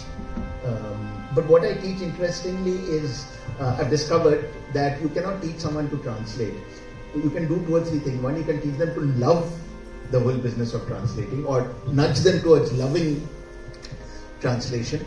You can teach them to ask the right questions of themselves, and to know that these questions have to be asked and answered. So, because every translator will make their own choice continuously. If you give the same text to 2 people, they will come out with 2 different versions, and yet you will not be able to say that this version is the right one or the better one, right?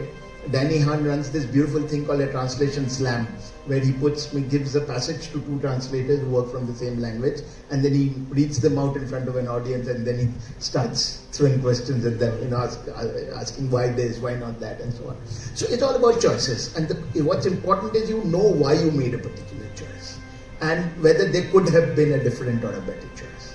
So it's about knowing what questions to ask. And I suppose to some extent, only to some extent, being consistent in the way you answer it. But you don't have to be slavishly consistent either.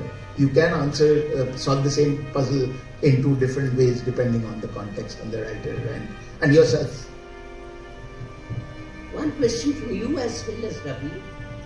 You see, with translation coming in, we have many people who are taking up translation as a career and preferably going to their mother tongue, because they know it well. I know people who had never done it before coming forward. How do you see that scene of more translators being born?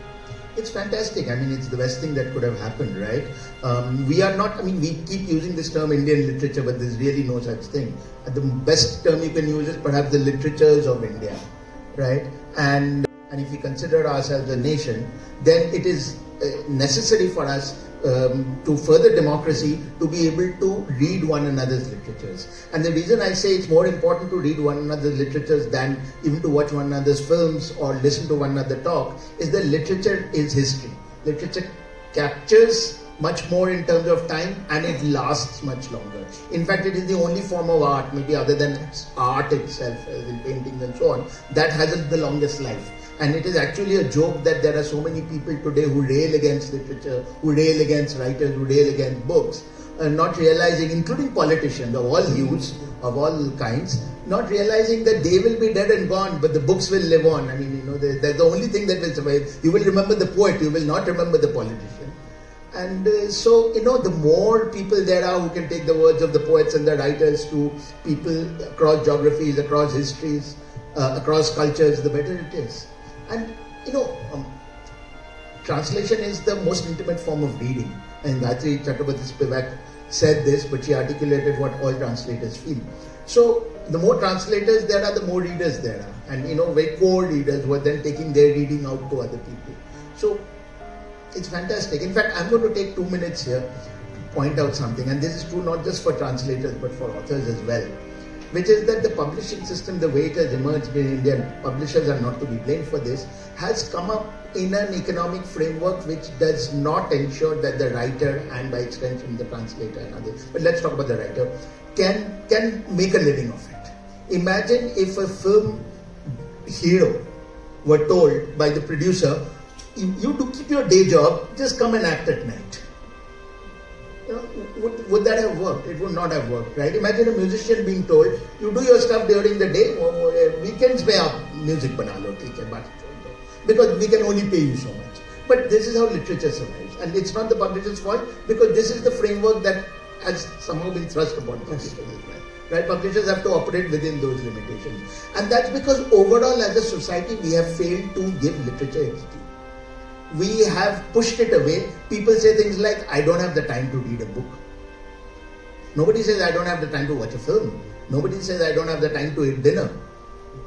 And what has made it worse is that if you go into the post-liberalization generation, our generation, from 1991 onwards, if you go into the homes of the people who came of age after liberalization, go into their homes, walk around their homes, no books. If I went to Fab India the other day, and I found that they have stopped stocking bookcases. And I said, kya hua, bookcase koi kharidta nahi kya? And they said, nah, koi demand hi nahi hai bookcase ke liye.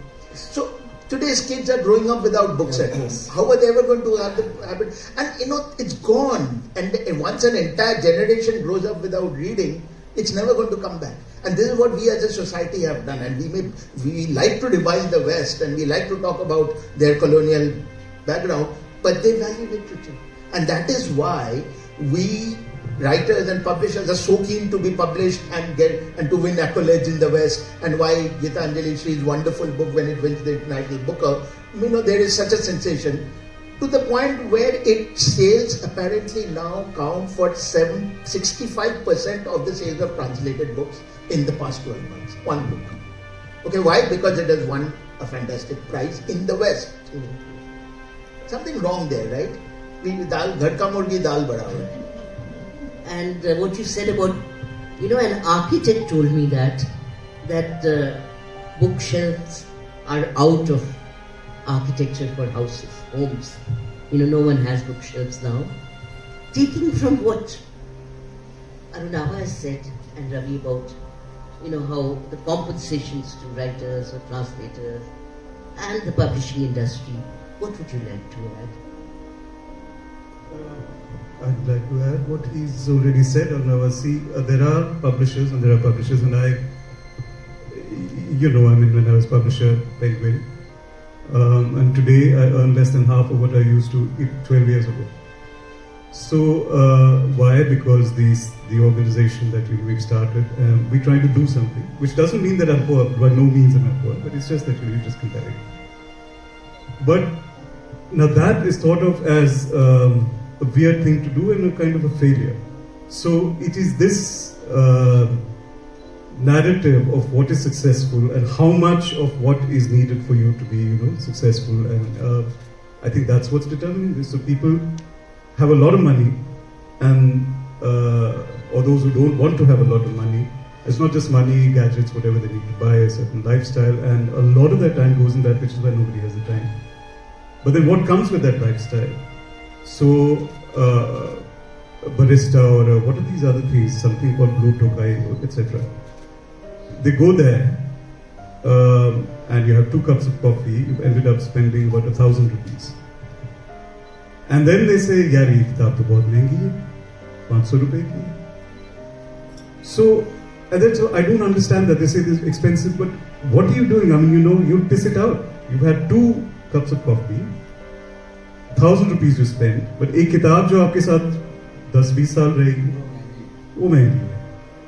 तो शुरुआत वहाँ से होती है. When writers are impoverished, even some publishers are also impoverished. I'm not, but they are, who are trying to do some good, meaningful publishing. So that is where the problem is, and the other problem is the government, and it isn't not this government. This government is the worst that we've had in many other ways, but also in this. In terms of the patronage that needs to come, not only for writers, but the ecosystem. So you have lots of independent publishers in Canada, in Australia, also in the UK, Tilted Access, which published. They are able to do that because there are grants and subsidies and governments enable, and then the governments don't come and tell them tum ye chhapoge, ye nahi chhapoge, right? So it is a lot of us, the people, it is the government, and then Sahitya Academy, which I think does stellar work, but does it badly. And then you have these really, really, really bad translations around, and that actually is, it's counterproductive. I mean, then somebody who really wants to read, let's say, a fantastic Kashmiri novel, or a Khasi novel, and then the translation, because Sahitya mein ek baar jab award milta hai, then technically at least that book will be translated into all the recognized Indian languages. It doesn't happen, but sometimes it does, and you read the quality of this, it is appalling. So it's this entire thing, and just briefly about the other thing is also what we do, not just in translations, in writing in general. We privilege fiction. Look at these awards. There's a wonderful award, JCB. Novels ko hi jayega, short stories ko nahi jayega. For non-fiction, there used to be a couple of awards which would have a non-fiction, component element, which that's gone. Translations mein bhi wahi hota hai. Largely, what is privileged is fiction.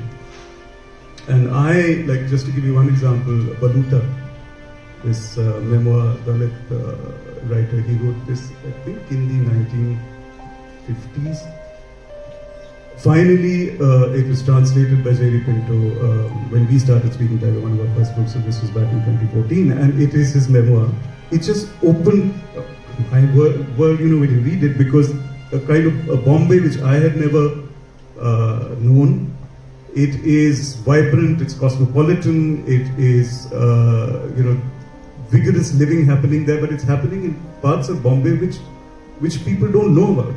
They associate cosmopolitanism with, Cuff Parade, etc., or, where Bollywood is. But these are these chawls and slums where, smugglers, pimps, poets, artists, they all live. And so it's also the kind of books that we privilege and we make available and we celebrate. So I don't know, it's a rant, it may sound like a rant, but a lot needs to be done.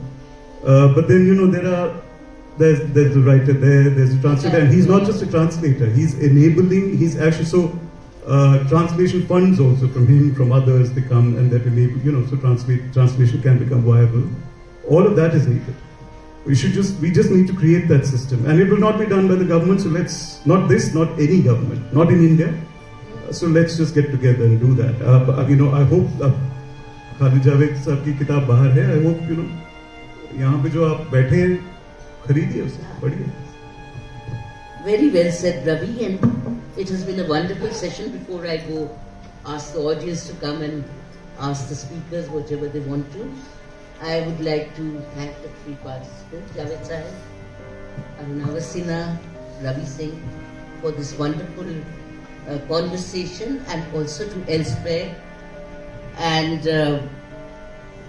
my memory is with Swadesh Deepak, whose novel has been translated by Speaking Tiger. No, again, his memoir, मैंने मांडू नहीं देखा, translated we published. मैंने मांडू नहीं देखा. I have not seen Mandu. Brilliant translation of, it's a shattering work, but please read it.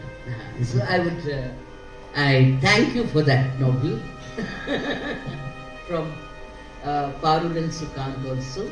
And now over to you. If you would like to ask anything of the participants. Any questions? No, so thank you, Nirupama. Hi, good evening. I have 3 small questions. First of all, thank you so much for a wonderful session. 2 questions are for Ravi sir. You talked about regional languages, novels, regional languages translated into another regional language. So can you give us 2-3 such translations or books which have been translated into other language, which are good ones, so that we can read it? And second, like you said that there are not much readers these days, I agree. But do you think that PDF versions are a little solace for the writers? I don't know for how much the publisher, but for the readers, writers. Yeah, I know. For the writers, yes, at least people are reading. That's a big thing. And one question for Mr. Sinha. Nirupama ji asked you that which is your best translation, and you said don't ask. But I want to know, is there any translation you felt you could have done better in this? I'll answer that first before letting Ravi. All of them. No, that's the truth. All of them. So the thing about PDF, you mean, books that are available can be downloaded. That's piracy. That's not good for the publisher. That's not good for the writer. That's not good for your soul. Don't do it. So why should it be free? Buy it, no? Yeah, buy, please. I think we don't realize how serious and it's not only about the money. It's this climate that we then create, that you don't value it, then you go back to that, find another job and then write as a hobby.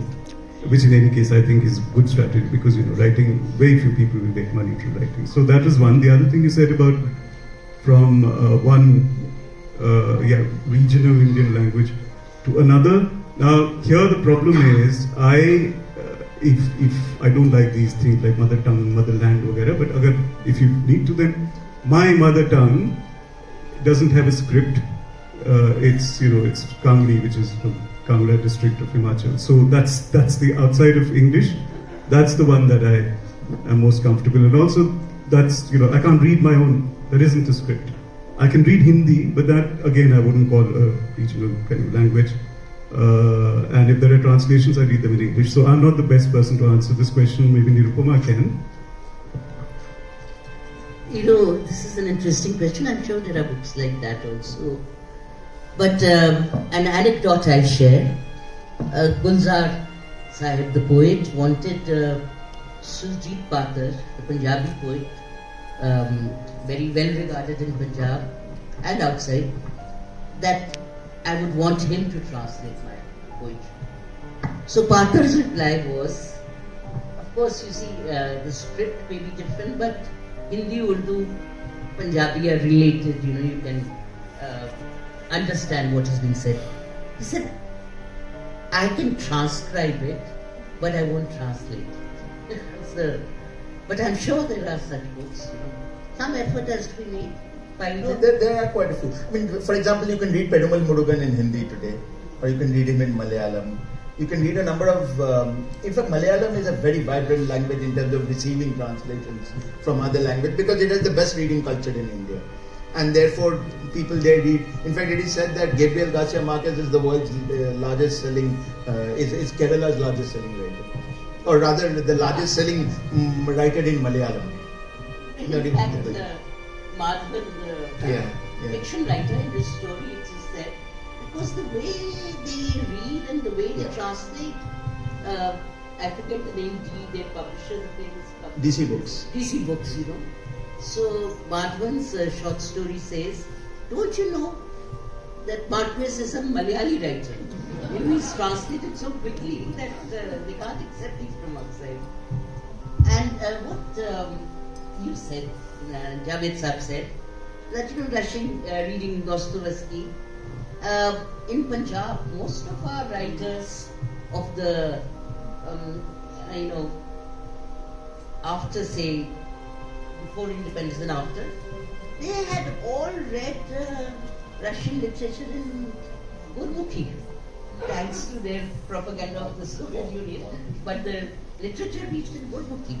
And Gurdial Singh would say that he's greatly influenced by the Russian stories by Dostoevsky and others. So translation has always been there, and happy days for literature and happy to come. Anyone else?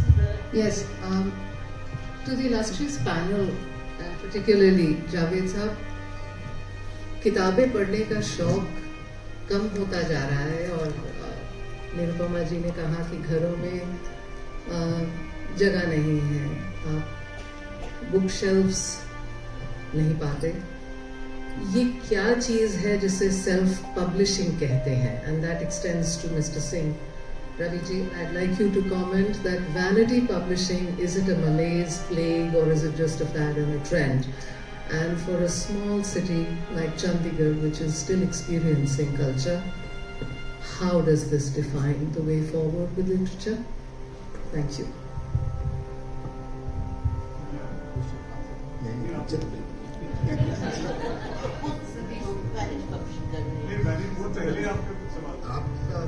जी, सभी से है कि किताब लिखने वाला भी आप जैसा माहिर हो, तो कहीं ये सेल्फ पब्लिशिंग और मीडियोक्रिटी और ख्वाहिश कि किताब लिखूं तो जानूं, या मेरी हैसियत आज समाज में एक लेखक की जरूरी इसलिए है क्योंकि मेरे हाथ में किताब होनी चाहिए. नहीं, मेरा ख्याल है ऐसा नहीं है. ऐसा तो बहुत कम होगा, इसलिए कि सिर्फ किताब से काम नहीं बनता है.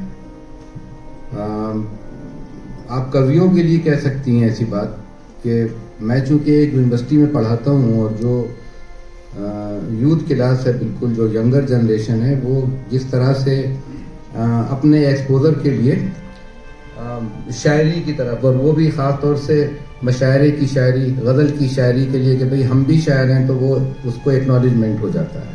मुझे तो ये लगता है कि जो जेन्युइन राइटर होता है उस पर कुछ लिखने का कुछ एक इंटरनल प्रेशर होता है. वो जो क्रिएटिविटी होती है वो थोड़ी सी मिस्टिक चीज़ है, और ये सबकॉन्शियस ज़्यादा है. इतनी कॉन्शियस नहीं है कि चलिए बैठ के किताब लिखेंगे. मतलब ये जब तक आपके अंदर इतना प्रेशर नहीं होगा, लोग आजकल खत नहीं लिखते हैं किसी को, तो किताब क्या लिखेंगे. मतलब पहले हम लोग जो थे वो खत लिखा करते थे, और खत लिखने से हमें ज़बान आ जाया करती थी, और जो अलकाब व आदाब होते थे छोटे के, वो मतलब कैसे बोलना है अपने बड़े से, बड़ों को कैसे बोलना है छोटों से, वो एक पूरा आप देखिए कि पूरा कल्चर था खत लिखने का. और धीरे धीरे वो, अब दुनिया में कोई खत नहीं लिखता किसी को. सबसे बड़ी बात तो ये कि या तो मैसेज होता है व्हाट्सएप पे, या ईमेल होता है, उससे बढ़ के बात होती है. तो जब बात होती है तो वो जो स्पोकन लैंग्वेज है और वो जो रिटन लैंग्वेज है उसमें बड़ा फर्क होता है. स्पोकन लैंग्वेज की बड़ी स्टैंड वैल्यू होती है, और रिटन वर्ड जो होता है उसके अंदर हमारा पूरा अनकॉन्शियस, पूरा सबकॉन्शियस, हमारे कल्चरल कोड्स, हमारी पर्सनालिटी, हमारी साइकोलॉजी सब कुछ होती है. बोलने में तो हम फिर भी धोखा दे सकते हैं लोगों को, हम चीट कर सकते हैं, लिखने में चीट नहीं कर सकते. और तीसरी बात ये कि जब से मैं ये कहूँगा कि एक लिखने का बड़ा चलन था तो पढ़ने का भी बड़ा चलन था. तो 1960 से 70 के बीच में आप देखिए कि जो पॉपुलर लिटरेचर था उसकी बात भी हमें कहीं करना चाहिए. और हमने तो मंटो को, बेदी को, किशनचंद को, इस्मत चुगताई को, प्रेमचंद को पॉपुलर राइटर की तरह पढ़ा है. इवन कुछ और पॉपुलर राइटर हुआ करते थे जो कि घरों घरों में आते थे. जैसे हिंदी की अगर मैं बात करूं तो मनोज थे एक राइटर, पता नहीं कितने लोगों ने नाम सुना होगा उसका. या गुरुदत्त थे, शिवानी थी, और गुरुदत्त तो बहुत ही फेमस थे. जासूसी नावलों के अंदर जो थे वो कर्नल रंजीत थे, उधर उर्दू में इब्न सफी थे, उधर गुलशन नंदा थे, रानू थे, मतलब हजारों नाम मैं बता सकता हूँ आपको. वो घर में पढ़ते थे, लोग लेट के बैठ के डिस्कस होता था उनका. यानी वो लिटरेचर जो कि तफरी के लिए पढ़ा जाता है, जिसका मकसद होता है इंटरटेनमेंट। आप देखिए कि पहले जब हम ट्रेन में बैठते थे तो हमारे हाथ में कुछ वहीं पे जाके कोई ऐसी मैगजीन ले लिया करते थे, मतलब जिसको कहते हैं मनोहर कहानियां ले ली, जेम्स हेडलेस का नावल ले लिया, और वो वहीं मिल भी जाता था A.H. व्हीलर किया, उसको बैठ के पढ़ते थे टाइम पास के लिए। अब टाइम पास करने के लिए हमारे पास ये मतलब बहुत छोटा वाला इडियट बॉक्स आ गया है। एक तो वो इडियट बॉक्स था जो कि हमारे घर में आया था, जिसने सारा वक्त खो लिया हमारा। तो पढ़ने से ताल्लुक जो हटने का सबसे बड़ा मुझे लगता है नुकसान जो है कि वो जो आदमी इंटरटेनिंग के लिए पढ़ता था, और वो कोई ऐसी बात नहीं थी कि नहीं पढ़ना चाहिए, इंटरटेनमेंट के लिए पढ़ के, तफरीह के लिए पढ़ के आपने उसकी ट्रेनिंग हो जाती थी। आप गुलशनंदा से शुरू करते थे, रानू से शुरू करते थे, और पहुंचते थे आप इंतजार हुसैन तक, आप निर्मल वर्मा तक पहुंचते थे, आप मोहन राकेश तक पहुंचते थे, चूंकि आप रद्द करते थे। अब कुछ नहीं, अब तो सीधा सीधा आपको मतलब what is serious literature, what is popular literature, वो आपको मतलब ये कि मालूम हो गया है, बता दिया गया है। वो जो एक शेर है ना, एक शेर है कि खुदा से सामना करा दिया गया, हमें हमारा दुख बता दिया गया। तो वो जो ये सारे दुख हैं, ये सारे जख्म हैं, वो पूरा कल्चर ही नहीं रहा। वो पूरी जो एक नस्ल थी, पूरी जनरेशन थी, वो बैठ के आपके टीवी के सामने बैठ गई आके। अब वो टीवी पे भी इतनी नहीं बैठ रही है कि जितनी वो मोबाइल के सामने। मैं तो आज भी सुबह ट्रेन से आया हूँ, किसी का 1 मिनट के लिए भी इससे उंगली हटी नहीं, और वो उसके बाद कुछ भी देख सकता है, फिल्म देख सकता है, वीडियो गेम देख सकते हैं। तो पढ़ने के लिए कहाँ टाइम है? तो मेरा मतलब ये है कि अगर कोई ये कहे कि राइटर, जैसा कि आपने कहा कि अगर वो राइटर वाकई होगा तो वो रिस्क लेकर राइटर होगा। मुझे नहीं लगता कि, बिल्कुल नहीं लगता कि मतलब राइटर बनना कोई ऐसा है कि आज के दौर में कि बड़ी इज्जत है समाज में। और फिर कौन सा राइटर, इसके भी बहुत से कंपार्टमेंटलाइजेशन हो गए कि जो पॉपुलर राइटर है, कि अगर चेतन भगत यहाँ पर सामने बैठे हैं और कोई बैठा है तो आप देखिए कि भीड़ किधर हो जाएगी। तो मुझे लगता है कि जैसा कि J.S. मिल ने कहा था कि जिस चीज की इंटेंसिटी ज्यादा होती है उसकी ड्यूरेशन उतनी ही कम होती है। अभी बात की थी आपने फिल्म, वही बात है कि भाई किताबें तो रहेंगी, तो इंटेंसिटी जिस प्लेजर से हमको फौरन मिलती है, तात्कालिक मिलती है। अब मेरा दिल चाह रहा है कि मैं रसगुल्ला खाऊं, लेकिन मैं रसगुल्ला फौरन खा के भूल जाऊंगा, लेकिन एक कविता लिखने के बाद मैं उसे भूलूंगा नहीं, वो तमाम जिंदगी मेरे साथ रहेगी। तो तो वो खुशी, वो मसरत, वो प्लीजर जिसकी अवधि ज्यादा होती है उसकी इंटेंसिटी कम होती है। और मेरा ख्याल यही वजह है कि हम आज भी कालिदास को पढ़ते हैं, आज भी शेक्सपियर को पढ़ते हैं, आज भी गालिब को पढ़ते हैं। जी, एक सवाल। I would like to add one thing to this self-publishing. You see, it has also become a fad, a social fad. It is fashionable to be a writer. And I'm reminded of a quote, which was when the US decided, since they did not have a tradition of figurative art, they promoted abstract art. So there was a very readable quote I read. They said, abstract art is the work of the untalented, sold by the unscrupulous to the utterly bewildered. But in this case, the self-publishing is okay. They take a picture and it comes out on social media, Facebook, here, there, with the, we writers, we poets. But what I find very interesting in my city are the fights which happen between so and so has stolen my 2 lines, so and so has taken my phrase. अरे ये तो खुश होना चाहिए अगर आपकी कोई 4 लाइनें चोरी कर लेता है, आपका क्या जाता है? So that is a subculture which will always exist. Probably it always existed. One more thing, I remember Krishna Baldev Vaid's novel. It was written about upper class woman, भूख आ गया है, So उसमें वो अपने हस्बैंड को कहती है कि मुझे ना एक NGO लेके दो, देखो मेरी सारी सहेलियों के पास NGO, मैं भी एक NGO। तो इस तरह अगर सारी सहेलियां किताब लिख रही है तो मैं भी तो किताब लिख रही हूँ ना। नहीं, I won't knock it. I think it's there's one book that we did recently, 28 Jobs, 28 Cities. So he had self-published it earlier.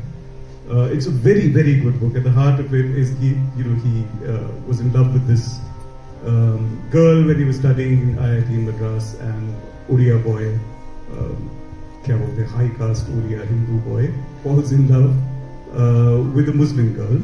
And now obviously it doesn't happen. So then he decides just to travel and to work, to do one job in one state for 1 week. And that's really quite remarkable. But he didn't have a language for it. So when I just met him and he said, look, I paid a lot of money and this. I said, look, we'll get it edited. I don't have the time. Pay for the editing fee. He did. And we did it. It's really good and it's getting noticed. So I won't say that it's only inferior writing that, it's just that sometimes some publishers may, for whatever reasons, good or bad, not pick up a book. Most publishers, all avenues are closed, but you really believe you have a good work and then you do it. So I think that isn't. But what happens mostly is that, the self-publishing units, they do very, very cosmetic editing.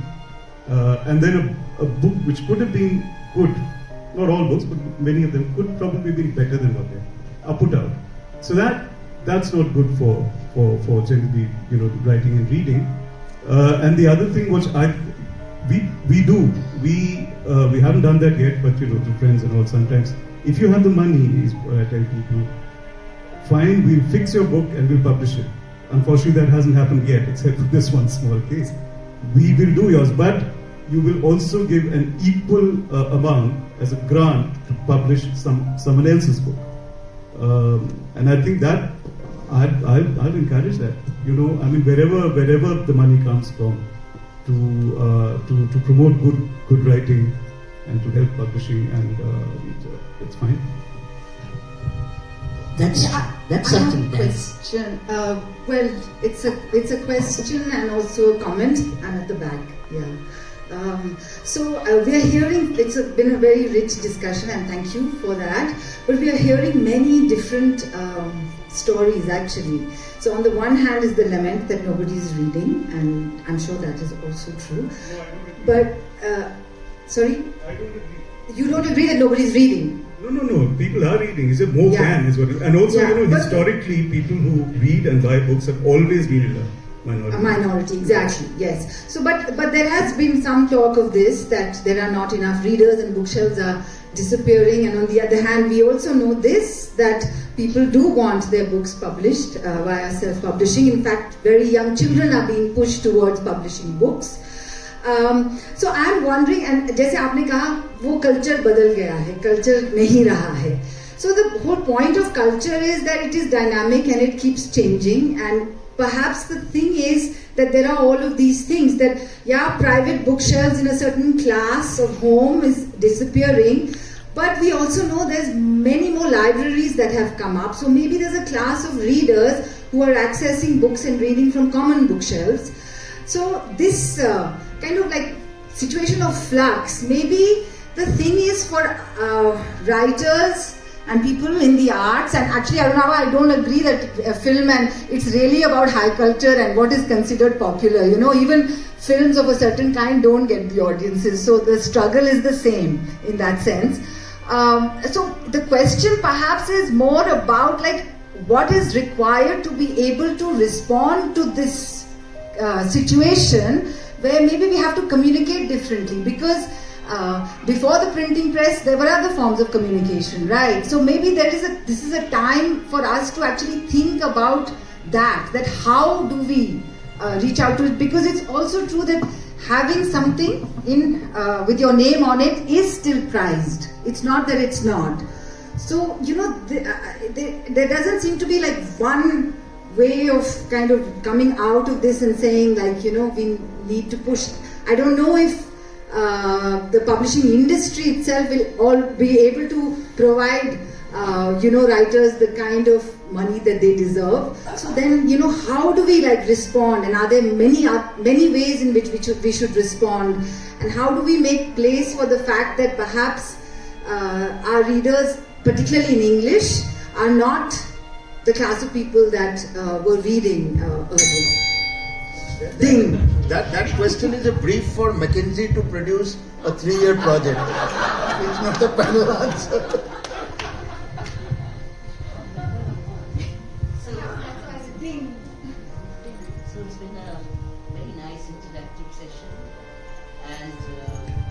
Thank you, Ravi. Thank you.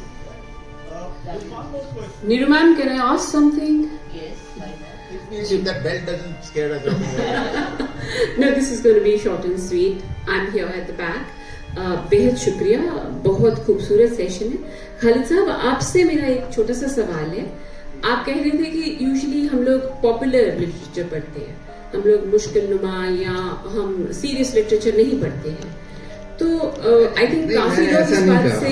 मैंने ऐसा नहीं कहा. अच्छा जी. हाँ, मैंने तो एक as की बात बताई थी. अभी ये बात कर रही थी, मैंने उनका जवाब भी देना चाहा था. अभी सबीना कह रही थी कि कल्चर बदल रहा है.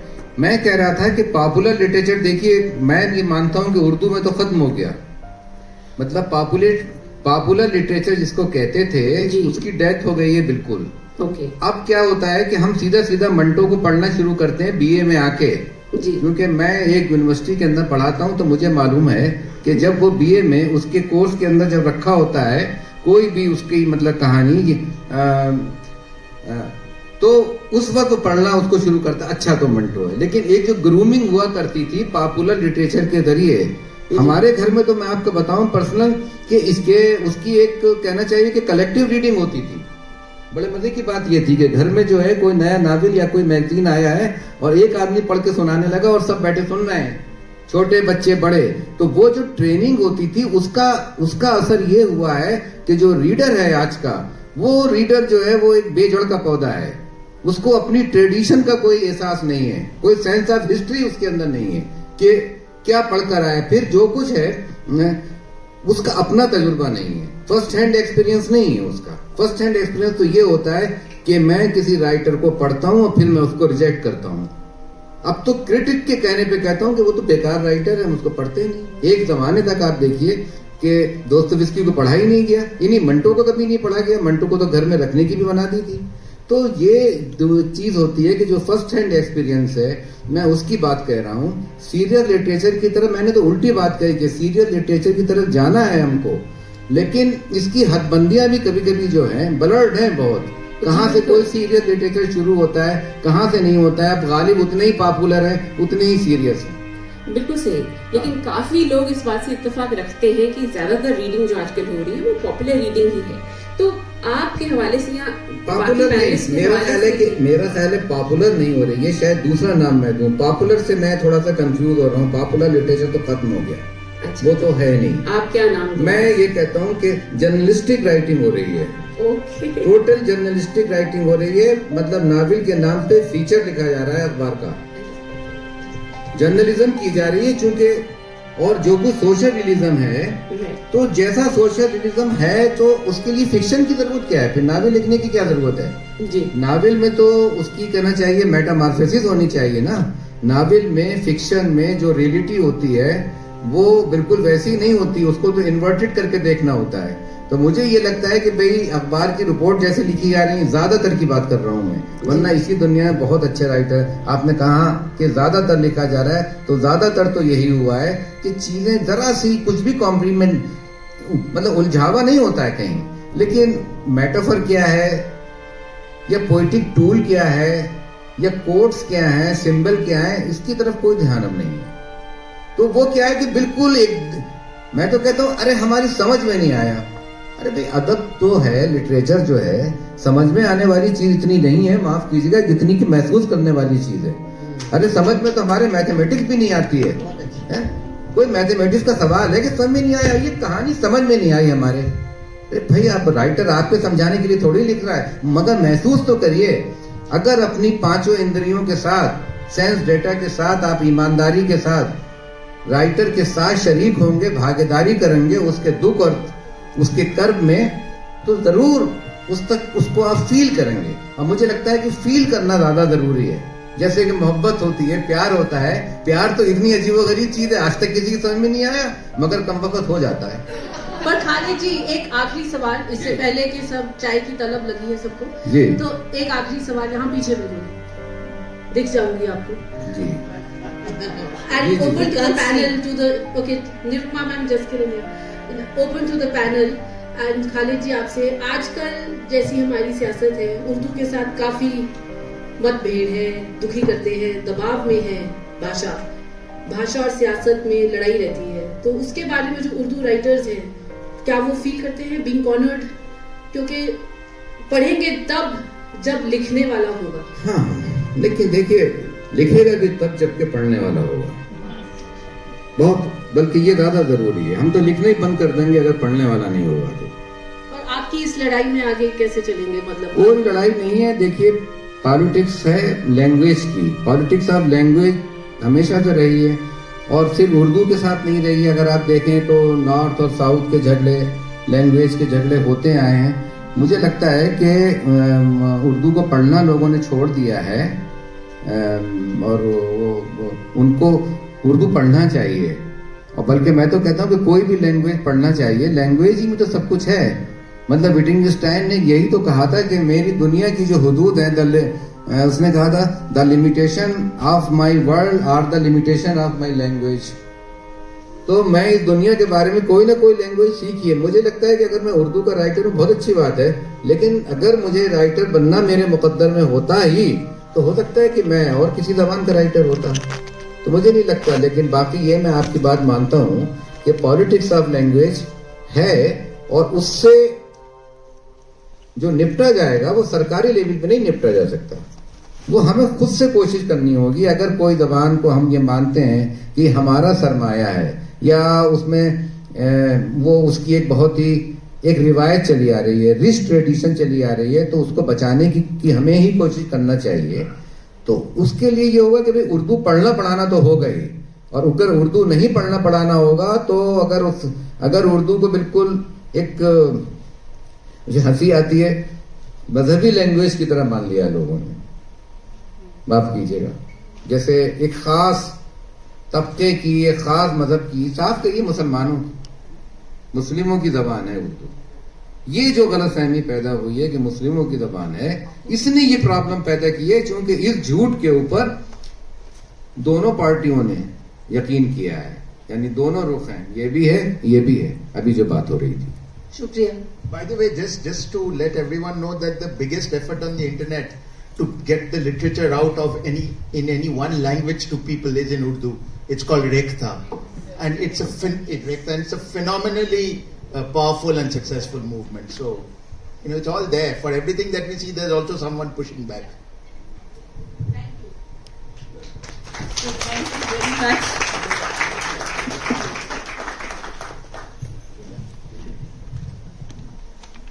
Wait, let me thank you. You must be seated. Yeah. So, thank you so much. It's been a real pleasure listening to you, and thank you for coming at such a short notice. Thanks for having us.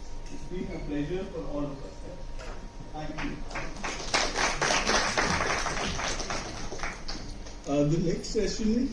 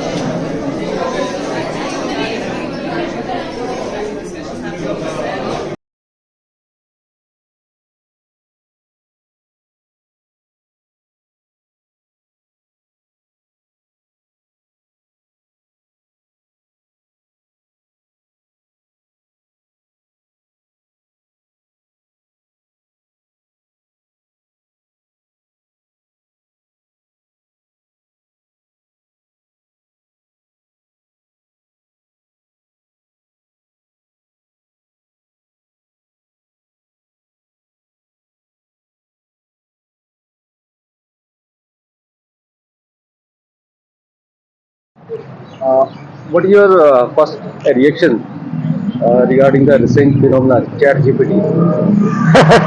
Good question. I think we are still to find out what ChatGPT is going to ultimately do for writing and for reading.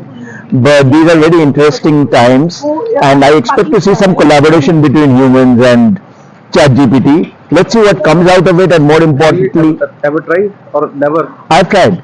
I've tried. I'm not very impressed at this point of time. The latest version. Yeah, even the latest version. But I think humans also have to learn how to use it to best advantage if they're going to use it. I think certain repeatable tasks may be done with some flair and style with the help of ChatGPT. That may be possible. Just let us introduce yourself, sir. Okay, my name is Aruna Vasina. I'm a translator. Okay. I translate into English. Thank you, sir. Thank you very You're much. welcome.